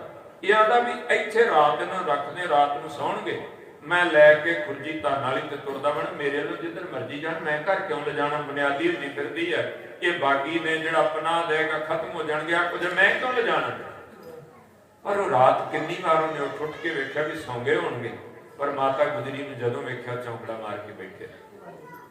ਅਗਲੇ ਦਿਨ ਨਾ ਚਾਹੁੰਦੇ ਇਹਨੂੰ ਆਪਣੇ ਪਿੰਡ ਸੇੜੀਵਾਲ ਨੂੰ ਲਿਜਾਣਾ ਪਿਆ। ਨਗਰ ਤੋਂ ਬਾਹਰ ਇਹਨੇ ਕਹਿੰਦਾ ਮੈਂ ਪਿੰਡ 'ਚ ਵੇਖ ਕੇ ਆਉਣਾ, ਫੌਜ ਨਾ ਆਈ ਹੋਵੇ। ਸਾਰਾ ਦਿਨ ਨਹੀਂ ਮੁੜਿਆ। ਉੱਥੇ ਅੱਜ ਗੁਰਦੁਆਰਾ ਐਮਾ ਸਾਹਿਬ ਆ, ਜਿੱਥੇ ਪੂਰਾ ਦਿਨ ਸਾਹਿਬਜ਼ਾਦੇ ਤੇ ਮਾਤਾ ਗੁਜਰੀ ਜੀ, ਸਾਹਿਬਜ਼ਾਦੇ ਅੰਦਰ ਛੰਨ ਵਿੱਚ ਰਹਿ, ਮਾਤਾ ਗੁਜਰੀ ਬਾਹਰ ਦਰਵਾਜ਼ੇ ਤੇ ਬਹਿ ਕੇ ਪਹਿਰਾ ਦਿੰਦੀ ਰਹੀ। ਰਾਤ ਨੂੰ ਘਰ ਲੈ ਕੇ ਆਏ ਗੰਗੂ ਦੇ। ਜਦੋਂ ਘਰ ਆਏ ਨਾ, ਇਹਨੇ ਆਪਣੀ ਮਾਂ ਨੂੰ ਪਹਿਲਾਂ ਆਖਿਆ ਮਾਤਾ ਇੰਨਾ ਕੁਝ ਆ ਕੁਝ, ਆਟੇ 'ਚ ਜ਼ਹਿਰ ਪਾ, ਰੋਟੀ ਬਣਾ ਕੇ ਦੇ, ਖਵਾਈਏ, ਕੰਮ ਨਿਬੜੇ ਤੇ ਆਪਾਂ ਨੂੰ ਬੜਾ ਕੁਝ ਮਿਲ ਜਾਣਾ। ਉਹਦੀ ਕਿਤੇ ਅੰਦਰ ਕਿਵੇਂ ਜਿਵੇਂ ਕਹਿੰਦੇ ਨੇ ਕੋਈ ਹਰਿਆ ਬੂਟ ਰਹੇ ਹੋਵੇ। ਮਾਂ ਕਹਿੰਦੀ ਗੰਗੂਆ ਕੁਝ ਤੇ ਸ਼ਰਮ ਕਰ, ਇਸ ਘਰ ਚੋਂ ਕੀ ਕੁਝ ਨਹੀਂ ਮਿਲਿਆ ਤੈਨੂੰ? ਕਿੰਨਾ ਹੱਸ ਕੇ ਆ ਕੇ ਖੁਸ਼ ਹੋ ਕੇ ਅੱਜ ਮਾਂ ਗੁਜਰੀ ਨੇ ਖੁਸ਼ ਹੋ ਕੇ ਆ ਦਿੱਤਾ, ਚੀਜ਼ਾਂ ਵਿਖਾਉਣਾ ਸੀ। ਜੇ ਉਹ ਘਰ ਆ ਗਏ ਨੇ ਇੱਕ ਵਕਤ ਦੀ ਰੋਟੀ ਖਵਾਉਣੀ ਤੇ ਉਹ ਵੀ ਆਣੇ ਜ਼ਹਿਰ ਪਾ ਕੇ ਦੇ ਦਿੱਤੀ। ਕੁਝ ਤੇ ਸੋਚ ਪੇਸ਼ ਨਾ ਗਈ। ਮਾਤਾ ਜੀ ਹੁਣੀ ਸਾਹਿਬਜ਼ਾਦੇ ਜਦੋਂ ਟਿਕੇ ਨਾ ਉਸ ਘਰ ਵਿੱਚ, ਰੋਟੀ ਜਿਹੜੀ ਕੋ ਦਿੱਤੀ ਉਹ ਕਹਿੰਦੇ ਕਾਮਾ ਕੁਕਰਾਂ ਦੇ ਖਾਣ ਵਾਲੀ ਵੀ ਨਹੀਂ ਸੀ, ਪਰ ਛਕਿਆ ਉਹ ਪ੍ਰਸ਼ਾਦਾ। ਬੜੇ ਦਿਨਾਂ ਬਾਅਦ ਮੰਜਾ ਮਿਲਿਆ ਸੀ, ਬਿਸਤਰਾ ਮਿਲਿਆ। ਜਦੋਂ ਲੰਮੇ ਪਏ ਨਾ ਤੇ ਉਹ ਮੁਸਲਮਾਨ ਲਿਖਾਰੀ ਲਿਖਦਾ, ਮਾਤਾ ਜੀ ਸੋਚਦੇ ਆ ਇੰਨੇ ਦਿਨਾਂ ਦੀ ਇਹਨਾਂ ਨੂੰ ਲੈ ਕੇ ਤੁਰੀ ਫਿਰਦੀ ਆ, ਬੜਾ ਕੀ ਸੋਚਦੇ ਹੋਣਗੇ ਮਨ 'ਚ। ਜਾਣ ਕੇ ਅੱਖਾਂ ਮੀਟ ਲਈਆਂ, ਇੱਕ ਪਾਸੇ ਬਾਬਾ ਜੋਰਾਵਰ ਸਿੰਘ, ਇੱਕ ਪਾਸੇ ਬਾਬਾ ਫਤਿਹ ਸਿੰਘ ਹੈ। ਉਹ ਮਾਤਾ ਜੀ ਨੂੰ ਪੁੱਛਦੇ, ਮਾਤਾ ਜੀ ਐ ਕਰ ਰਹੇ ਵੀ ਜਿਵੇਂ ਮੈਂ ਸੁੱਤੀ ਹਾਂ। दादी से बोले अपने सिपाही किधर गए? दरिया पे हमको छोड़ के राही किधर गए? कहते सरसा तक कट्ठे सन दरिया तक, उथों ही बिछड़े किथे चले गए? कहते तड़पा के हाय सूरते माही किधर गए? अब्बा भगा कर लश्करे शाही किधर गए? भाई भी हमको भूल गए शौके जंग में, अपना ख्याल तक नहीं झोंके तो भंग में। फिर कहते जदों आएगा ना जीत सिंह, आवाज मारेगा। बाबा फतेह सिंह कहता अगे आउंदे सन वीर, आके आवाज मारदा सी, गोडे मुद्दे मार के बैठदा सी, मैं भज के जाके अखां मीटदा सी, बाहां फैला दिंदा सी, मैं भज के जाके गल नूं चंबड़ जांदा सी। ते अजीत सिंह चुक के गल मकड़ी विच लै के कहंदा सी कलेजे ठंड पै गई, मेरा फतेह सिंह आ गया। क्योंकि 1698 का जन्म है बाबा फतेह सिंह का, 1700 च मां जीतो अकाल चलाना कर गई सी। 2 साल का सी बाबा फतेह सिंह और मां गुजरी ने फंबियां दे नाल दुध पिया पिया पालिया सी। अज वर्गा निपलां बोतलां नहीं सन ना, फंबियां दे नाल दुध पियाया। वो कहते हुण जदों आएगा ना बाबा अजीत सिंह जंग जित के, मैं नहीं उन्होंने जाके मिलना। जब रन अजीत जीत कर तशरीफ लाएंगे अब्बा के साथ, जिस घड़ी जो जुदार आएंगे करके गिला हर एक से हम रूठ जाएंगे। माता कभी पिता कभी भाई बनाएंगे, हमको गले लगाकर कहेंगे वो बार बार मान जाओ, लेकिन हम नहीं मानेंगे जीत हार।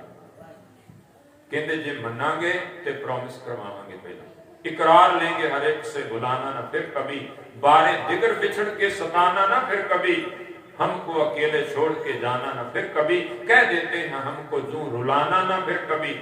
बच्चों की गुफ्तगू सुनी जो दादी जान ने, बेख्तियार रो दिया उस वाला शान ने।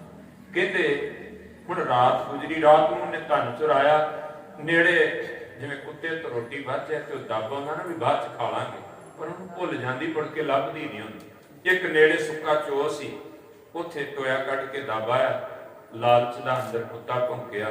सवेरे मां ने माड़ा जिहा पुछया, गंगू इत्थे खुरजी नहीं वेखी? आपे तो बाहर हो गया।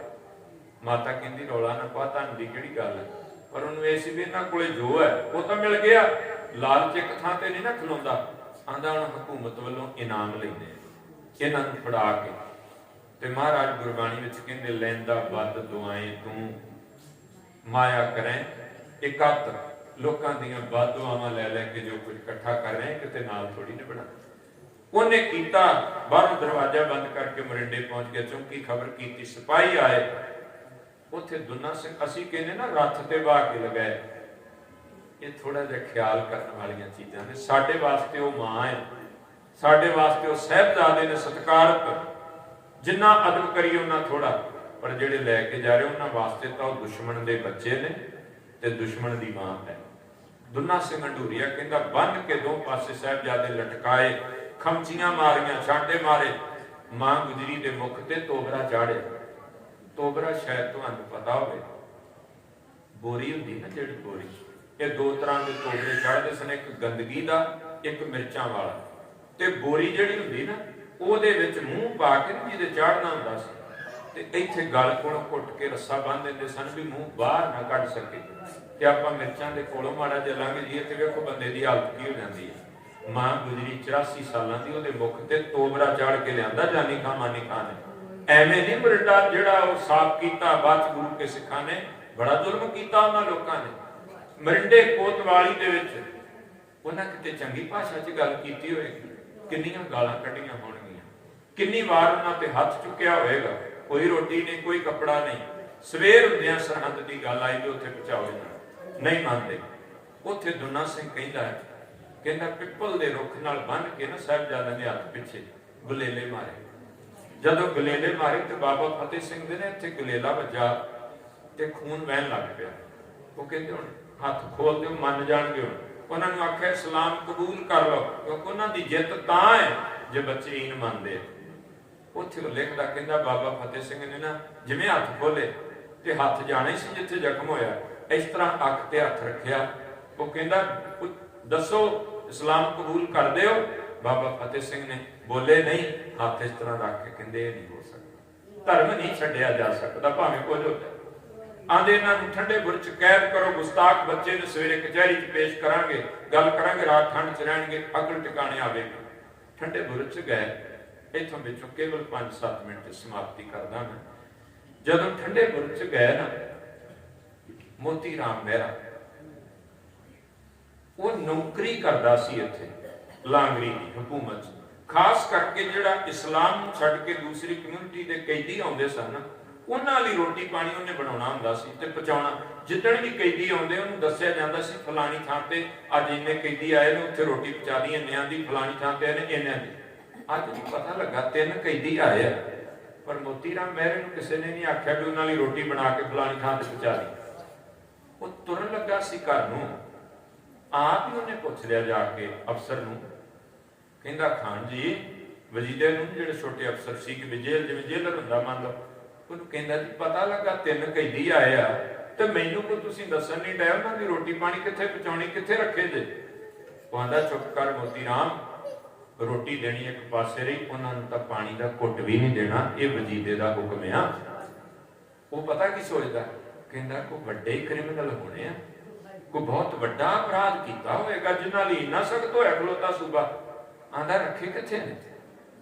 ਉਹ ਕਹਿੰਦਾ ਠੰਡੇ ਬੁਰਜ। ਉਹ ਕੰਬ ਗਿਆ, ਕਹਿੰਦਾ ਖਾਨ ਜੀ ਇੰਨੀ ਸਰਦੀ ਤੇ ਠੰਡੇ ਬੁਰਜ, ਗੁਨਾਹ ਕੀ ਕੀਤਾ ਉਹਨਾਂ ਨੇ ਇਹੋ ਜਿਹਾ, ਕਿਹੜਾ ਉਹਨਾਂ ਨੇ ਕੁਫਰ ਕੀਤਾ ਜਿਹੜਾ ਐਡੀ ਸਜ਼ਾ ਦਿੱਤੀ, ਰੋਟੀ ਵੀ ਨਹੀਂ ਠੰਡੇ ਬੁਰਜ ਹੈ? ਕੌਣ ਨੇ?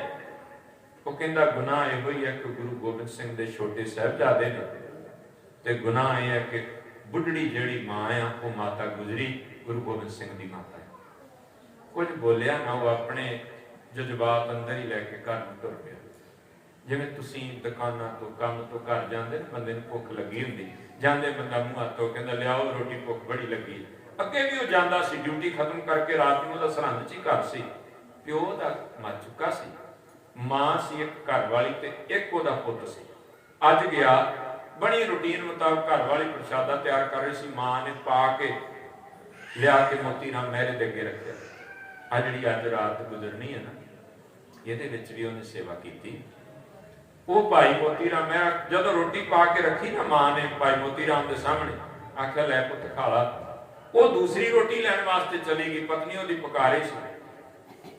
ਦੂਸਰੀ ਰੋਟੀ ਮਾਂ ਲੈ ਕੇ ਆ ਗਈ, ਮੋਤੀ ਰਾਮ ਨੇ ਪਹਿਲੀ ਚਵੇਂ ਬੁਰਕੀ ਨੇ ਅਜੇ ਬੰਨੀ। ਮਾਂ ਪੁੱਛਦੀ ਮੋਤੀ ਰਾਮਾ ਗੱਲ ਕੀ ਹੈ? ਰੋਟੀ ਖਾਂਦਾ ਕਿਉਂ ਨਹੀਂ, ਕੀ ਹੋ ਗਿਆ ਤੈਨੂੰ? ਖਾ ਮੇਰਾ ਪੁੱਤ। ਉਹਨੇ ਮਾਂ ਨੇ ਜ਼ੋਰ ਦਿੱਤਾ, ਉਹਨੇ ਬੁਰਕੀ ਤੋੜ ਲਈ, ਤੋੜ ਕੇ ਤੇ ਇੱਥੋਂ ਤੱਕ ਲੈ ਕੇ ਗਿਆ, ਮੂੰਹ 'ਚ ਨਹੀਂ ਪਾ ਸਕਿਆ, ਦੁਬਾਰਾ ਥਾਲੀ 'ਚ ਰੱਖ ਕੇ ਤੇ ਕੁੱਬਾ ਮਾਰ ਕੇ ਰੋ ਪਿਆ। ਮਾਂ ਨੇ ਮੋਢੇ ਤੇ ਹੱਥ ਦਿੱਤਾ, ਕਹਿੰਦੀ ਪੁੱਤ ਗੱਲ ਕੀ ਹੈ? ਕਹਿੰਦਾ ਉਹ ਉੱਥੇ ਭੁੱਖੇ ਬੈਠੇ ਨੇ, ਮੈਂ ਢਿੱਡ ਭਰ ਕੇ ਸੌਂ ਜਾ, ਮਾਂ ਮੇਰੇ ਤੋਂ ਨਹੀਂ ਰੋਟੀ ਖਾਧੀ ਜਾਂਦੀ। ਪਰ ਇਹ ਸੋਚ ਕੇ ਵੇਖਿਓ, ਸਾਨੂੰ ਤਾਂ ਸ਼ਾਇਦ ਬਹੁਤਿਆਂ ਨੂੰ ਇਹ ਦਿਨ ਚੇਤੇ ਵੀ ਨਹੀਂ ਹੁੰਦੇ। ਕਈ ਕਮਲੇ ਪੁੱਤਾਂ ਦੀਆਂ ਬਰਾਤਾਂ ਚੜਾਈ ਕਰਦੇ ਨੇ, ਬੈਂਡ ਬਾਜੇ ਵਜਾਉਂਦੇ ਫਿਰਦੇ, ਇਹਨੂੰ ਇਹ ਵੀ ਨਹੀਂ ਪਤਾ ਵੀ ਦਿਨ ਕਿਹੜੇ ਨੇ। ਉਹ ਕਹਿੰਦਾ ਮੇਰੇ ਤੋਂ ਨਹੀਂ ਖਾਧੀ ਜਾਣੀ। ਅੱਗੋਂ ਮਾਂ ਨੇ ਆਖਿਆ ਮੋਤੀ ਰਾਮਾ, ਹਕੂਮਤ ਕਿਸ ਤਰ੍ਹਾਂ ਦੀ, ਵਜੀਦਾ ਕਿਸ ਤਰ੍ਹਾਂ ਦਾ, ਕਰ ਵੀ ਕੀ ਸਕਦੇ ਆ? ਆਂਦਾ ਮਾਂ ਮੈਂ ਕਰੂੰਗਾ ਕੁਝ ਨਾ ਕੁਝ, ਜਿੰਨੇ ਜੋਗਾ ਕਰਾਂਗਾ ਜ਼ਰੂਰ।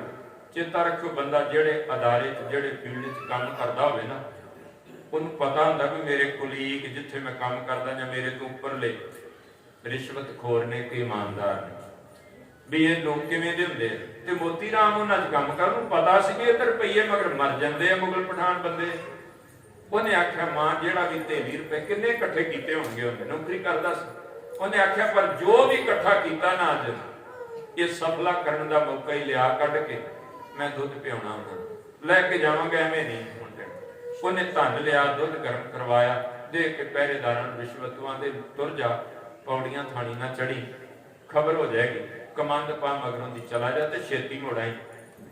ਦੁੱਧ ਲੈ ਕੇ ਗਿਆ, ਮਾਂ ਨੂੰ ਮੱਥਾ ਟੇਕਿਆ, ਸਾਹਿਬਜ਼ਾਦਿਆਂ ਨੂੰ ਮਿਲਿਆ, ਦੁੱਧ ਛਕਾਇਆ, ਮਾਂ ਦੀਆਂ ਸੀਸਾਂ ਲਈਆਂ। ਆਖਿਆ ਮਾਂ ਜਿੰਨਾ ਚਿਰ ਇੱਥੇ ਹੋ, ਜਿੰਨੇ ਜੋਗਾ ਹਾਂ, ਜਿੰਨੀ ਬਾਣੀ ਅਸੀਸ ਦਿਓ, ਸੇਵਾ ਕਰਾਂਗੇ। 3 ਰਾਤਾਂ ਨੇ ਸੇਵਾ ਕੀਤੀਆਂ। ਮੈਂ ਸੰਖੇਪ ਵਿੱਚ ਕਹਾਂ 3 ਦਿਨਾਂ ਦੀਆਂ ਕਚਹਿਰੀਆਂ। ਦੁਨੀਆ ਦਾ ਕੋਈ ਐਸਾ ਲਾਲਚ ਨਹੀਂ ਸੀ ਜਿਹੜਾ ਸਾਹਿਬਜ਼ਾਦਿਆਂ ਨੂੰ ਨਾ ਦਿੱਤਾ ਹੋਵੇ, ਤੇ ਦੁਨੀਆ ਦਾ ਕੋਈ ਐਸਾ ਡਰਾਵਾ ਵੀ ਨਹੀਂ ਸੀ ਜਿਹੜਾ ਉਹਨਾਂ ਨੂੰ ਨਾ ਦਿੱਤਾ ਹੋਵੇ। ਪਰ ਉਹ ਡੋਲੇ ਨਹੀਂ, ਕਿਉਂਕਿ ਉਹਨਾਂ ਨੇ ਉਸ ਦਾਦੇ ਦੇ ਪੋਤਰੇ ਨੇ ਜਿਹਨੇ ਆਖਿਆ ਪੈ ਕਾਹੂ ਕੋ ਦੇਤ ਨੈ ਪੈ ਮਾਨਤਾਨ ਕੋ ਨਾਨਕ ਸੁਨ ਰੇ ਮਨ ਗਿਆਨੀ ਤਾਹੇ ਬਖਾਨ। ਅਖੀਰ ਜਿਹੜਾ ਕੱਲ 13 ਕੋ ਆਉਣਾ ਫੈਸਲਾ ਹੋ ਗਿਆ, ਨਹੀਂ ਵੇਚਣ ਦਿੱਤਾ ਜਾਣਾ। ਜਦੋਂ ਸਾਹਿਬਜ਼ਾਦਿਆਂ ਨੂੰ ਤੋਰਿਆ ਨਾ ਮਾਂ ਗੁਜਰੀ ਨੇ, ਉੱਥੇ ਉਹਨੇ ਮੁਸਲਮਾਨ ਲਿਖਾਰੀ ਨੇ, ਸੱਜਣ ਨੇ ਲਿਖਿਆ, ਉਹ ਕਹਿੰਦਾ ਮਾਤਾ ਜੀ ਨੇ ਸਵੇਰੇ 13 ਕੋ ਜਿਹੜਾ ਸਵੇਰੇ ਦਿਨ ਚੜ੍ਹਨਾ, ਆ ਰਾਤ ਮਾਂ ਗੁਜਰੀ ਦੇ ਕੋਲ ਸਨ। ਉਹਨੇ ਆਖਿਆ आओ जाने से पहले गले से लगा तो लूं, केशों को कंघी करूं, मुंह धुला तो लूं, प्यारे से सरों पे नन्ही सी कलगी सजा तो लूं, मरने से पहले तुमको दुल्हा बना तो लूं। ਜਦੋਂ ਸਵੇਰੇ ਬੱਚਿਆਂ ਨੂੰ ਸਕੂਲ ਲਈ ਤਿਆਰ ਕਰਦੇ ਨੇ, ਛੋਟੇ ਛੋਟੇ ਬੱਚੇ ਤੁਹਾਡੇ, ਕਿਤੇ ਪਟਕੀ ਬੰਨ੍ਹਦੇ ਹੋ, ਕਿਤੇ ਸ਼ਰਟ ਪਾਉਂਦੇ ਬਟਨ ਬੰਦ ਕਰਦੇ ਹੋ, ਥੋੜਾ ਜਿਹਾ ਚੇਤਾ ਕਰਿਆ ਕਰੋ ਮਾਂ ਗੁਜਰੀ ਨੇ ਨੀਹਾਂ ਵਿੱਚ ਖਲੋਣ ਲਈ ਇਸ ਤਰ੍ਹਾਂ ਤਿਆਰ ਕਰਕੇ ਤੋਰੇ ਸਨ ਬਾਬਾ ਜ਼ੋਰਾਵਰ ਸਿੰਘ, ਬਾਬਾ ਫਤਿਹ ਸਿੰਘ। ਜਦੋਂ ਕਹਿੰਦੇ ਤਿਆਰ ਕੀਤੇ ਨੇ, ਚਲੋ ਸਿਪਾਹੀ ਆ ਗਏ ਲੈਣ, ਸਾਹਿਬਜ਼ਾਦੇ ਤੁਰਨ ਲੱਗੇ ਤੇ ਉਹਨਾਂ ਨੇ ਇੱਥੇ ਸੋਹਣ ਸਿੰਘ ਸੀਤਲ ਹੋਣਾ ਨੇ ਇੱਕ ਬੋਲ ਲਿਖਿਆ ਹੈ। ਜਦੋਂ ਉਹਨਾਂ ਲਿਖਿਆ ਨਾ ਸੰਸਾਰ ਦੀ ਮਹਾਨ ਇਸਤਰੀ, ਦੁਨੀਆ ਤੇ ਕਹਿੰਦੇ 2.5 ਮਾਵਾਂ ਗਿਣੀਆਂ, ਪਰ ਜਦੋਂ ਮਾਂ ਗੁਜਰੀ ਦੀ ਗੱਲ ਆਉਂਦੀ ਉਹਦੇ ਸਾਹਮਣੇ ਸਭ ਫਿੱਕਾ ਹੋ ਜਾਂਦਾ। ਕਹਿੰਦੇ ਜਦੋਂ ਤੁਰਨ ਲੱਗੇ ਨਾ ਤਾਂ ਉਹਨਾਂ ਨੇ ਵਾਪਸ ਪਰਤ ਕੇ ਮਾਂ ਗੁਜਰੀ ਨੂੰ ਆਖਿਆ, ਮਾਤਾ ਦਾਦੀ ਅੰਮਾ ਮਗਰੇ ਆ ਜੀ ਛੇਤੀ, ਤੇਰੇ ਤੋਂ ਬਗੈਰ ਸੱਚ ਜਾਣੀ, ਸੱਚਖੰਡ ਵੀ ਚੰਗਾ ਨਹੀਂ ਲੱਗਣਾ। ਅਨੰਦਪੁਰ ਸਾਹਿਬ ਤੋਂ ਲੈ ਕੇ ਤੁਰੀਆਂ ਤੇਰੇ ਨਾਲ ਹੀ ਤੁਰੇ, ਔਰ ਤੂੰ ਵਿਛੜਨ ਨਹੀਂ ਦਿੱਤਾ।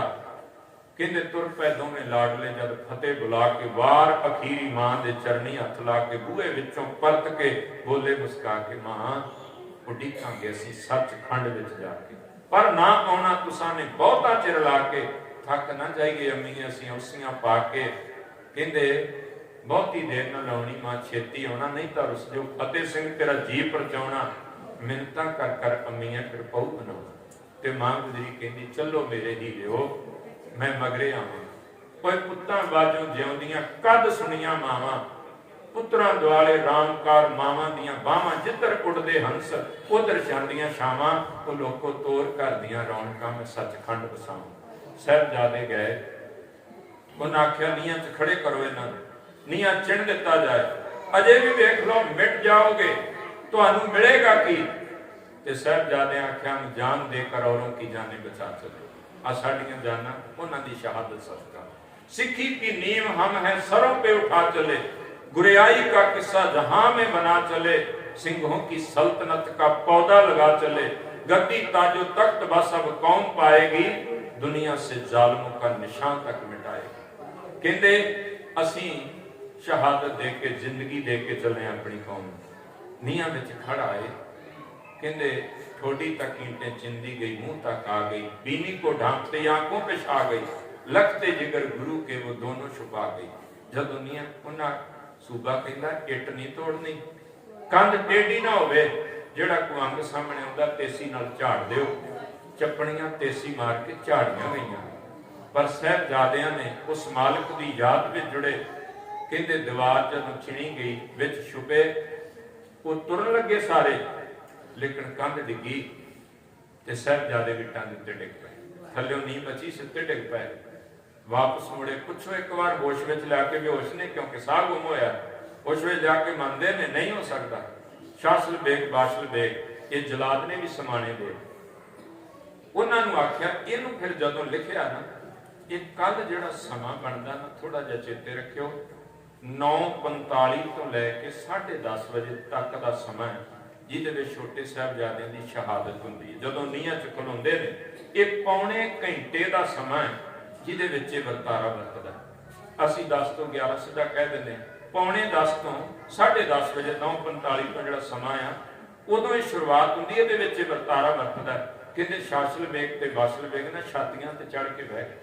आ बाहां जिवें लेटे हुंदे ना, भी बाहां तड़फन ना, गोडा इत्थे कूहणियां ते किधर दो पासे लत्तां, बाहां जिहड़ियां ने ओह लत्तां थल्ले दब लईआं गोडियां थल्ले, छातियां ते बह के उन्हां नशतर चलाया। बाबा जोरावर सिंह दे गल ते जदों कटार मारी ना, तो शाह रग पूरी की पूरी कट्टी गई, उदों ही शहीद हो गए। पर कहते जदों बाबा फतेह सिंह दे मारी ना कटार ने, वो टक छोटा लगा, अद्धी घड़ी उत्थे समा लिखिया उस ग्रंथकार ने, 12:30 तो 13 मिनट कहते बाबा फतेह सिंह दे चरण हिलदे रहे। इस तरह 13 मिनट बाद शहादत हुई।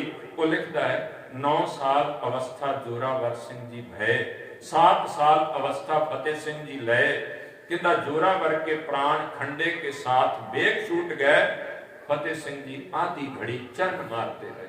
कहते अद्धी घड़ी उन्होंने चरण हिलते रहे।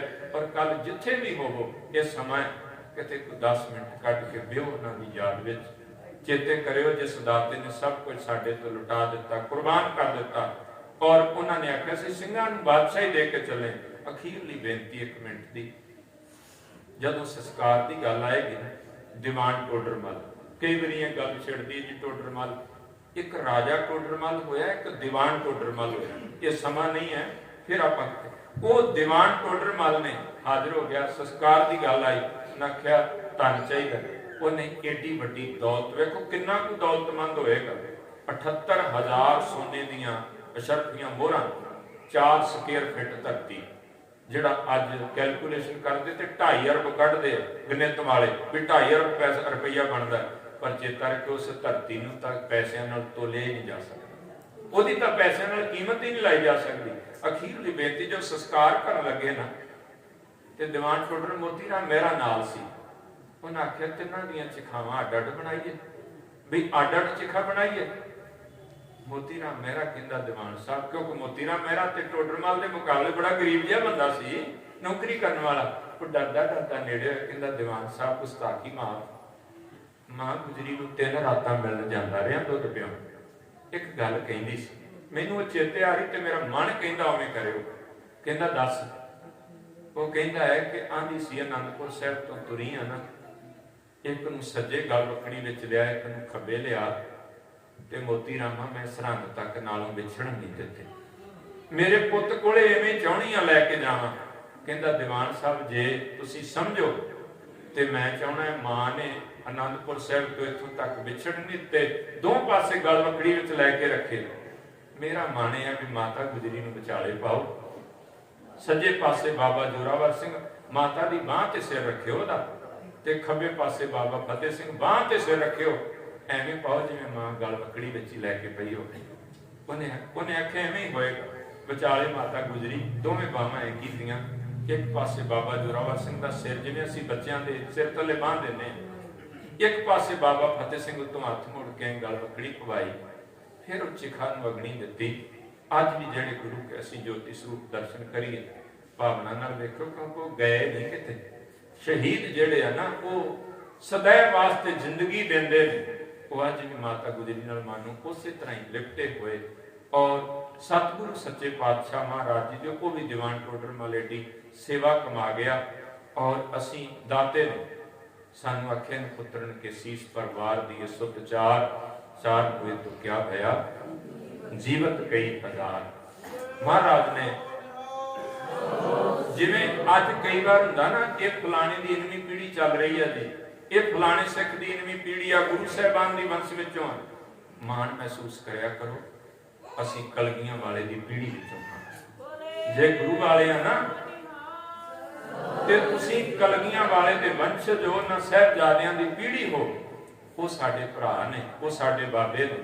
ਯਤਨ ਕਰੀਏ ਅਸੀਂ ਇਹਨਾਂ ਦਿਨਾਂ ਨੂੰ ਚੇਤੇ ਕਰਦੇ ਹਾਂ ਆਪਣੇ ਹਿਰਦੇ ਵਿੱਚ, ਗੁਰੂ ਵਾਲੇ ਬਣੀਏ, ਕਲਗੀਆਂ ਵਾਲੇ ਵਰਗਾ ਪਿਤਾ ਗੁਰੂ ਨਹੀਂ ਲੱਭਣਾ ਜੇ ਅਸੀਂ ਮਾਲਕ ਨੂੰ ਛੱਡ ਕੇ ਸੱਜੇ ਖੱਬੇ ਦੌੜਦੇ ਕਰੀਏ। ਇਹਦੇ ਨਾਲੋਂ ਵੱਡੀ ਬਦਕਿਸਮਤੀ ਨਹੀਂ ਜੇ ਹੋ ਸਕਦੀ। ਤੇ ਮੈਂ ਅਖੀਰ ਤੇ ਬੇਨਤੀ ਪਰਿਵਾਰ ਵੱਲੋਂ, ਜਿਹੜੇ ਵੱਲੋਂ ਸੇ ਮਾਤਾ ਜੀ ਹੁਣੀ ਫੋਨ ਕਰਦੇ ਰਹੇ, ਮੈਨੂੰ ਪਤਾ ਨਹੀਂ ਕਿਹੜੇ ਨੇ, ਤੇ ਉਹ ਜਦੋਂ ਆਖਿਆ ਨਾ ਵੀ ਮਾਤਾ ਜੀ ਕਹਿੰਦੇ ਸੀ ਸ਼ਾਇਦ ਪੋਤਰੇ ਦਾ ਜਨਮ ਦਿਨ, ਤੇ ਮੈਨੂੰ ਨਾ ਸਵੇਰੇ ਉੱਥੇ ਨਾ ਗੁਰੂ ਘਰ, ਮੈਂ ਤਾਂ ਬੇਨਤੀ ਕਰਨ ਲੱਗਾ, ਸਵੇਰੇ ਨਾ ਇੱਕ ਮਾਤਾ ਮਿਲੀ ਉੱਥੇ ਗੁਰੂ ਘਰ, ਮੈਂ ਕਥਾ ਕਰਕੇ ਉੱਠਿਆ, ਕਹਿੰਦੇ ਭਾਈ ਸਾਹਿਬ ਅੱਜ ਨਾ ਮੇਰਾ ਪੁੱਤ ਤੇ ਜਰਮਨ ਹੈ, ਤੇ ਉਹਦਾ ਜਨਮ ਦਿਨ ਹੈ, ਪਰ ਮੈਨੂੰ ਪਤਾ ਨਹੀਂ ਲੱਗਦਾ ਮੈਂ ਤੁਹਾਨੂੰ ਕੀ ਆਖਾਂ ਵੀ ਉਹਦੇ ਲਈ ਕੀ ਕਹੋ। ਤੇ ਮੈਂ ਇੱਕੋ ਹੀ ਗੱਲ ਆਖੀ, ਮਾਂ ਅਰਦਾਸ ਕਰੀ ਤੇਰੇ ਪੁੱਤ ਨੂੰ ਸਾਹਿਬਜ਼ਾਦਿਆਂ ਦੀ ਮਾਤਾ ਗੁਜਰੀ ਦੀ ਅਸੀਸ ਮਿਲੇ, ਉਹਨਾਂ ਵੱਡਿਆਂ ਦੀ ਅਸੀਸ ਮਿਲ ਜਾਏ, ਜੀਵਨ ਸਫਲਾ ਹੋ ਜਾਏਗਾ। ਗੁਰੂ ਕਿਰਪਾ ਕਰੇ। ਇੰਨੀਆਂ ਬੇਨਤੀਆਂ ਪ੍ਰਵਾਨ ਕਰਿਓ। ਵਾਹਿਗੁਰੂ ਜੀ ਕਾ ਖਾਲਸਾ, ਵਾਹਿਗੁਰੂ ਜੀ ਕੀ ਫਤਿਹ।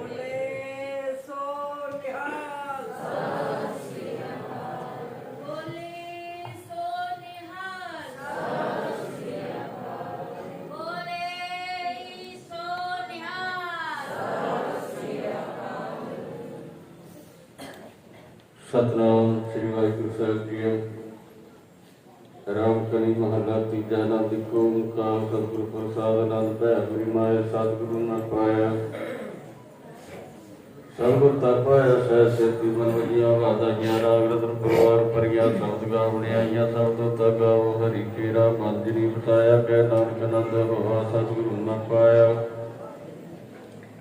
एवं मेरिया तू सदर हो हर नाले दरना तू मन मेरे तू सार विसारना विचार कन मैं देखती चुप सबना गल तोरा तू में तो कबरो सारे कह तो मन मेरे सदर हो हर नाले साचे सारे क्या नहीं करते रहे, करता तेरा सब कुछ देते हैं तो पावे, सदा सिर सलाह तेरी नाम मन बतावे।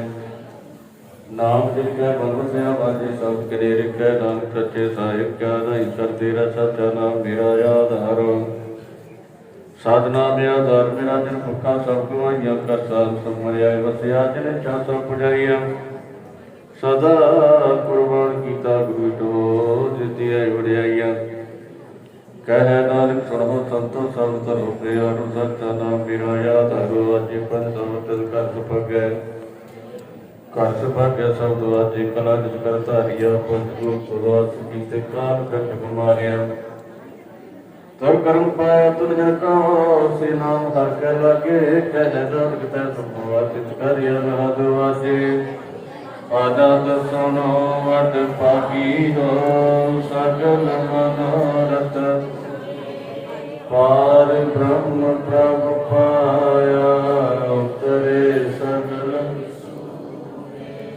दुख रोग संताप करे सुई सच्ची पानी संत साजन पै सरसे पूरे गुरते सुनते पुनीत कहते पवे सतगुर रहया पर बिनवंत नानक गुर चरण लागे वाजे अनहद सुनते पुनीत कहते पवे सतगुर रहया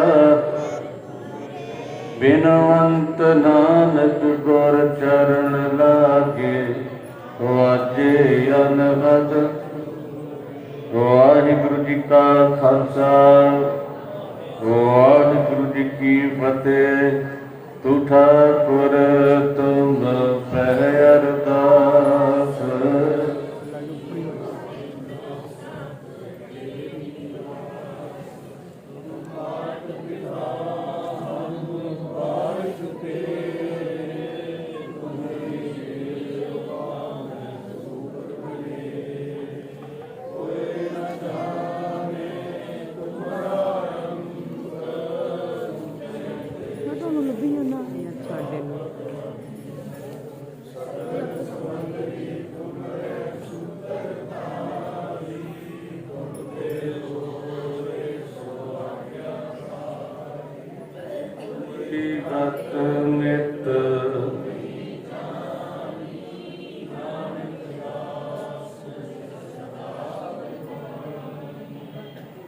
बोलना जी सतनाम श्री वाहिगुरु वाहिगुरु वाहिगुरु जी।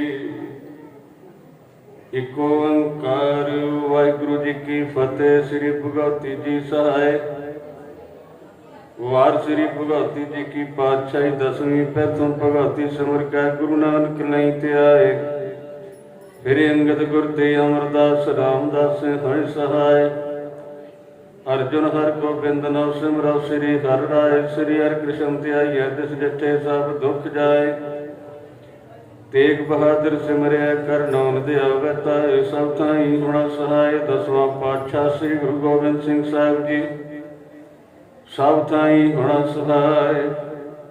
दसां पातशाहियां दी जोत श्री गुरु ग्रंथ साहिब जी दे पाठ दीदार दत्यां तरके बोलो जी। पंजा प्यारियां चौहां साहिबजादियां 40 मुक्तियां खटियां जपियां तपियां। जिन्ना नाम जपया वंड के छकिया। देख चलाई ते गवाई देख के अंडट कीता। तिना प्यारियां सत्यारियां दी कमाई दा ध्यान तरके बोलो जी। जिन्ना ਸਿੰਘਾਂ ਸਿੰਘਣੀਆਂ धर्म के तीर दिते बंद बंद कटवाए। खोपरियां लोहाइयां चरखड़ियां ते चढ़ियारियां नाल चराए गए। गुरुद्वारियां दी सेवा लई कुर्बानियां कीतियां। धर्म नहीं हारिया सिੱਖੀ केसां ਸਵਾਸਾਂ संग नमाई। तिन्हां दी कमाई दा ध्यान तरके बोलो जी। पंजां तख्तां सरबत गुर धामां दा ध्यान तरके बोलो जी। प्रथम सरबत खालसा जी की अरदास है जी। सरबत खालसा जी का वाहेगुरु वाहेगुरु वाहेगुरु। चित्या व चित्यावन का सदका सर्व सुख होए। जहाँ जहाँ खालसा जी साहिब तहाँ रक्षा रियायत देख तेग फतेह बिरद की पैज पंथ की जीत। श्री साहिब जी सहाय खालसा जी के बोल बाले बोलो जी। सिखा नू सिखी दान केस दान रैत दान भविक दान नशा दान भरोसा दान दाना सिरदान नाम दान। श्री अमृतसर जी दे इशनान चौकियां झंडे गुंगे जुग जुगिया टल धर्म का जयकार बोलना जी। सिखा दा मन नीवा मत उची मत पाते रखे आप कल पुरख वाहिगुरु जी पंथ दे सदा सहाई दातार जी। श्री ननकाना साहिब गुरुद्वारिया गुरु धामां दे जिन्हां तो पंथ नूं विछोड़िया गया खुले दर्शन दीदार सेवा संभाल दा दान प्यारे खालसा जी नूं बख्शिश करो जी। हे निमाणिया दे मान निताणिया दे ताण निओटिया दी ओट सच्चे पिता धन धन धन श्री गुरु ग्रंथ साहिब जी। आप जी दे पावन चरण कमलों विच अरदास बेनती है। आप जी दे दरों घरों गुरु सवारे पुरवार सरदार अमृतपाल सिंह जी चौधरी स्वर्गवासी तिन्हां दे सारे परिवार ने सतगुरु पातशाह जी छोटे साहिबजादियां दी लासानी शहीदी नूं समर्पित सतगुरु पातशाह जी। घर में सतगुरु गुरसिखा ने अपने गैर विच साहिब पाठ की प्रणामता की। अज गुरु घर में संपूर्णता हुई। नौवें पातशाह जी के श्लोक पढ़े गए। उपरंत रात्रि के विशेष दीवान सज्जे सज्जे दीवाना विच गुरमत विचारां होईयां कीर्तन गुरबाणी होए सतगुरु जी। गुरसिख संगतां ने हाजरी भरी बाणी सरवण कीती है। बाणी पढ़दियां सरवण करदियां होईयां गलतियां भुलां दी खिमा अगे तो समर्थ बख्शिया जे पढ़ी सुनी गाई बाणी दा भाव आई। साध संगत दे ਹਿਰਦੇ ਵਸਾਉਣਾ दरों घरों नामदान गुरसिखी जीवन बख्शना जी। जिन्हां जिन्हां शुभ भावनावां कामनावां नूं लैके गुरमुख परिवार श्री अमृतपाल सिंह जी चौधरी दे परिवार ने सेवा लई सतगुरु मेहर करियो कृपा करियो सेवा प्रवान करनी परिवार भी सुख रखनी जियां दा भला करना कारोबार ते रहमत रखनियां नाम सिमरन दियां दातां अमृत वेले दी संभाल बाणी नाल प्यार जीवन जाच बख्शिश करनी सतगुरु पातशाह जी। पावन कड़ा प्रसादियां देगा गुरु के लंगर हाजर हर दर परवान पुरवान प्रसाद लंगर साध संगत विच वरते जो जी छकिया जिदा ही नाम सतनाम श्री वाहिगुरु जपे करो कृपा हुक्म बख्शो हुक्म ते चलन दी समर्था बख्शो। सही प्यारे मिलने जिन्हां दे मिले आप जिदा ही नाम चित आवे नानक नाम चढ़ती कला तेरे भाणे सरबत दा भला।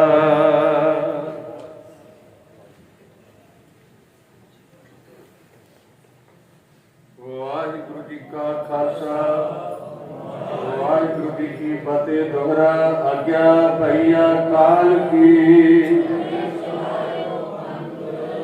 सब सिखन को हुक्म है गुरु ग्रंथ जी मान्यो जो प्रभु को मिलबो चाहे राज करेगा खालसा। ख्वार हुए सब मिलेंगे ख्वार हुए सब मिलेंगे बचे शरण जो बोले सोनिहाल। वाहिगुरु जी का खालसा वाहिगुरु जी की फतेह।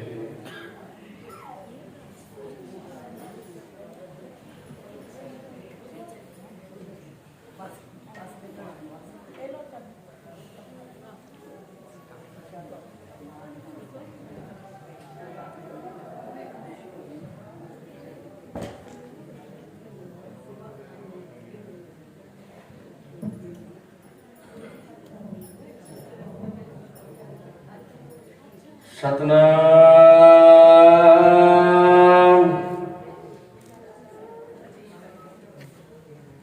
श्री वाहिगुरु साहिब जी।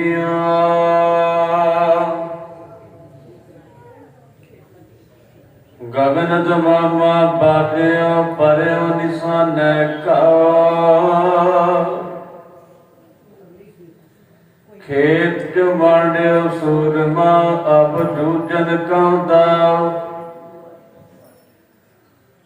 सूरा सो पहचानिए जो लड़े दीन कहित पुरजा पुरजा कट मरे कभू न शद खेत सो कहो टल गुर सेवी दर्शन पसे गुरु के जन्म मरण दुख होवे सिफत कसम दी नूर तुद जिठे सच्चे पातशाह मल तुद जिठे सच्चे पातशाह मल जन्म जन्म दी वाहिगुरु जी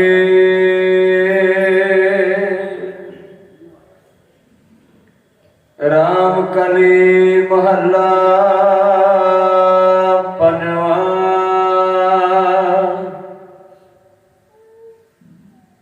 त्रै गुण रहत रह निरारी साधक सिद्ध ना जानै रतन कोठड़ी अमृत संपूर्ण सतगुर का खजाना त्रै गुण रहत रह निरारे साधक सिद्ध ना जानै रतन कोठड़ी अमृत संपूर्ण सतगुर का खजाना अचर्ज किछ कहन न जाए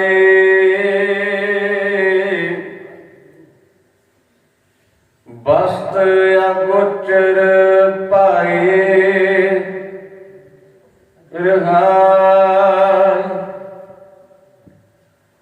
मोल नाही कछ करने जोगा क्या को कह सुनावे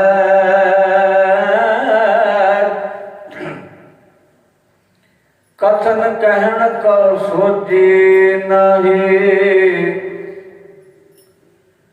जो पिखे तिस बन आवे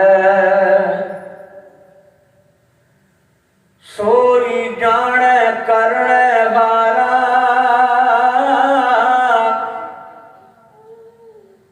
कितना क्या बेचारे अपनी गत मित आपे जाने हर आपे पूर भंडार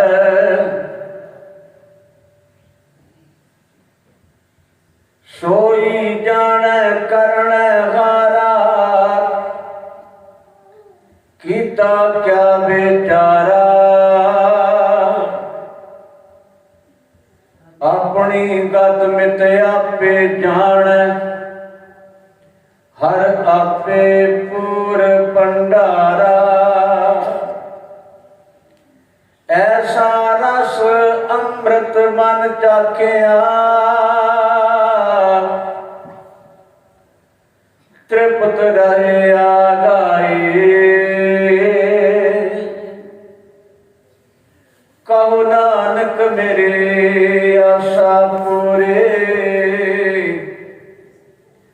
सतगुर की शरणाए ऐसा रस अमृत मन चाखिया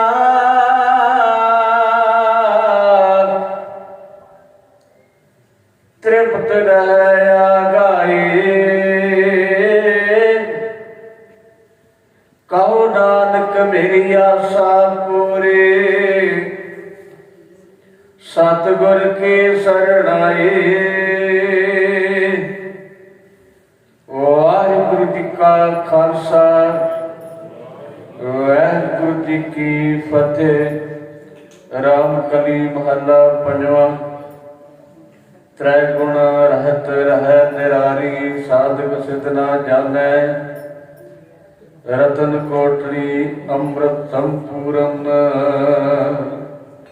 सतगुर कै खजानै।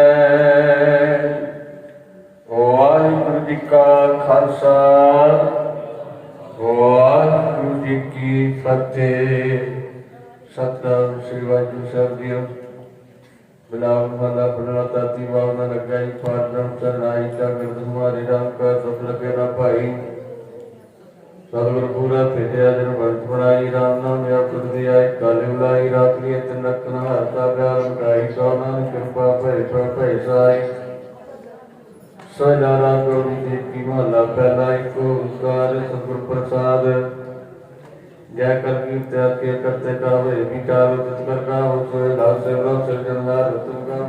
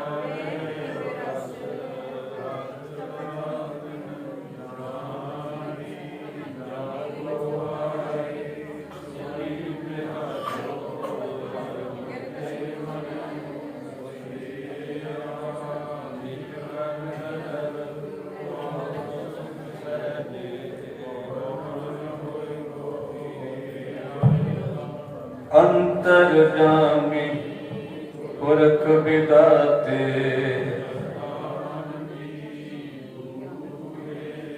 नानक दास यह सुख मांगै।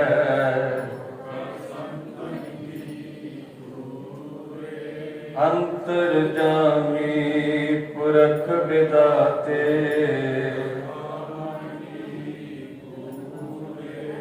नानक दास मुख कर संतन की ਵਾਹਿਗੁਰੂ ਜੀ ਕਾ ਖਾਲਸਾ ਵਾਹਿਗੁਰੂ ਜੀ ਕੀ ਫਤਿਹ। ਤੋਦਿਆ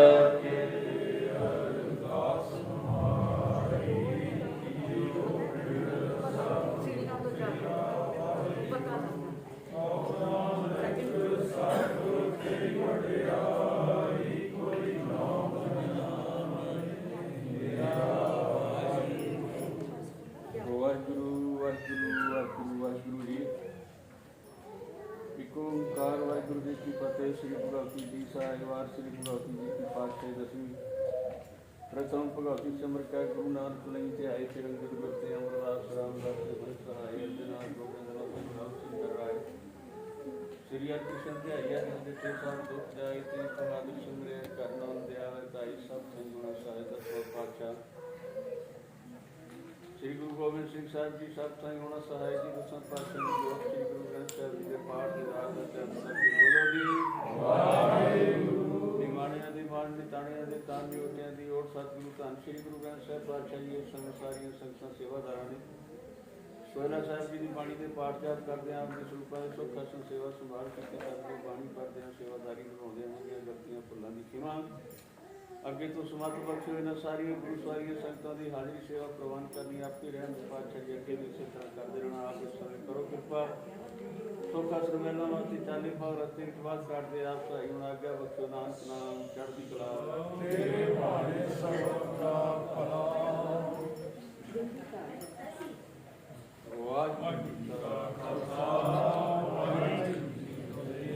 बोले सो निहाल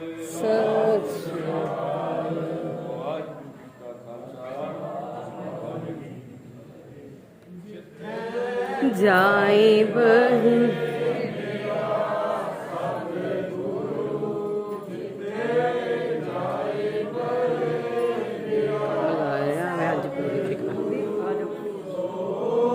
थान सो राजे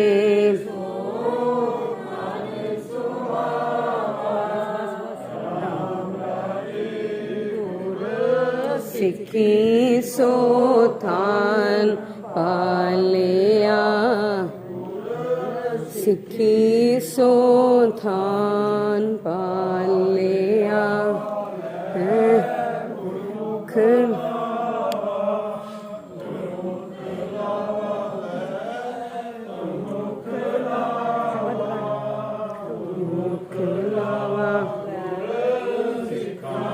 की कान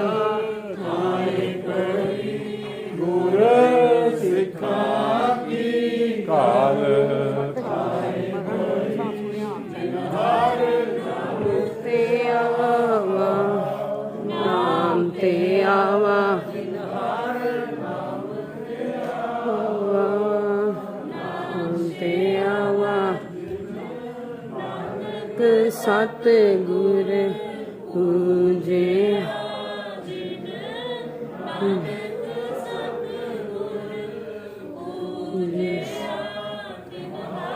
पूजे करावा जे करावा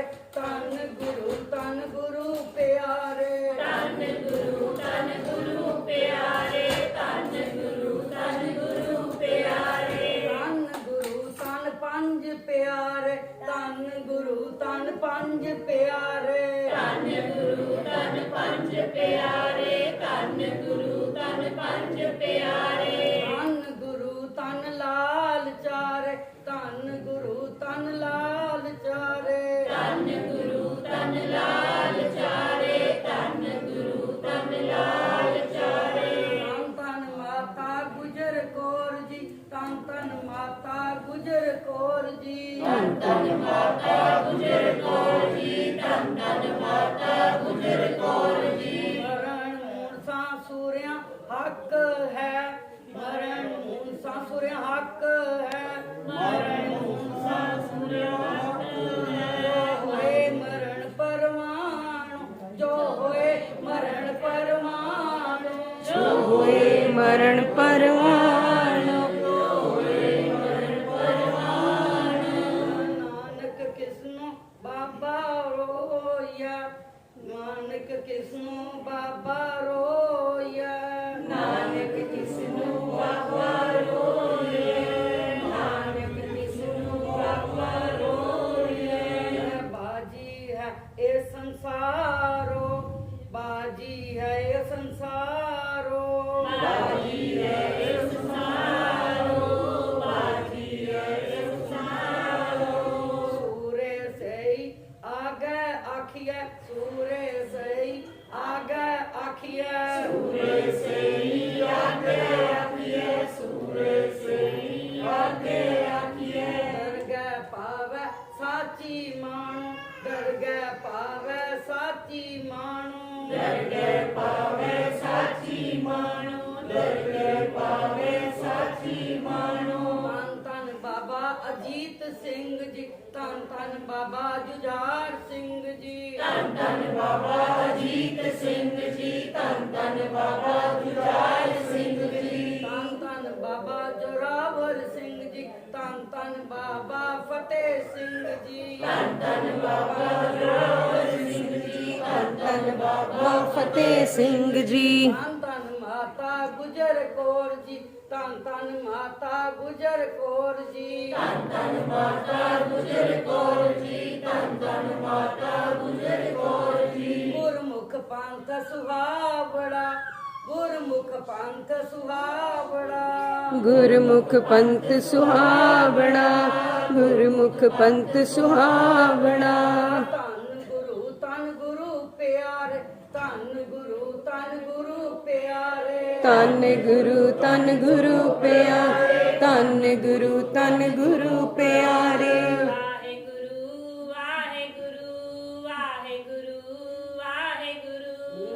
ਵਾਹਿਗੁਰੂ ਵਾਹਿਗੁਰੂ ਵਾਹਿਗੁਰੂ ਵਾਹਿਗੁਰੂ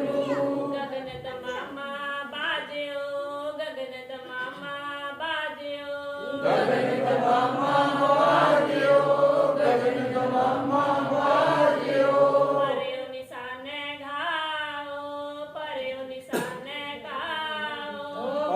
ਨਿਸ਼ਾਨੇ ਘਾਓ ਪਰਿਓ ਨਿਸ਼ਾਨੇ ਘਾਓ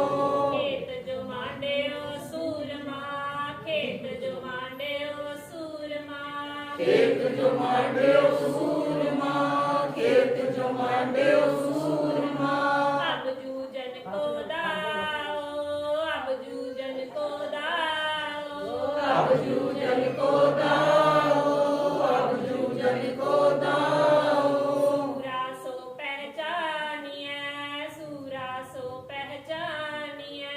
ਸੂਰਾ ਸੋ ਪਹਿਚਾਨੀਐ ਸੂਰਾ ਸੋ ਪਹਿਚਾਨੀਐ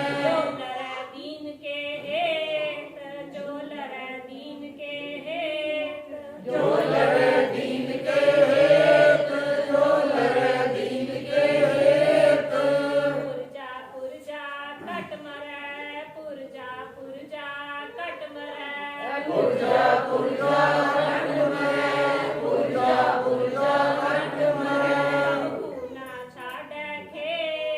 ਕਬਹੂ ਨਾ ਛਾੜੈ ਖੇਤ ਕਬਹੂ ਨਾ ਛਾੜੈ ਖੇਤ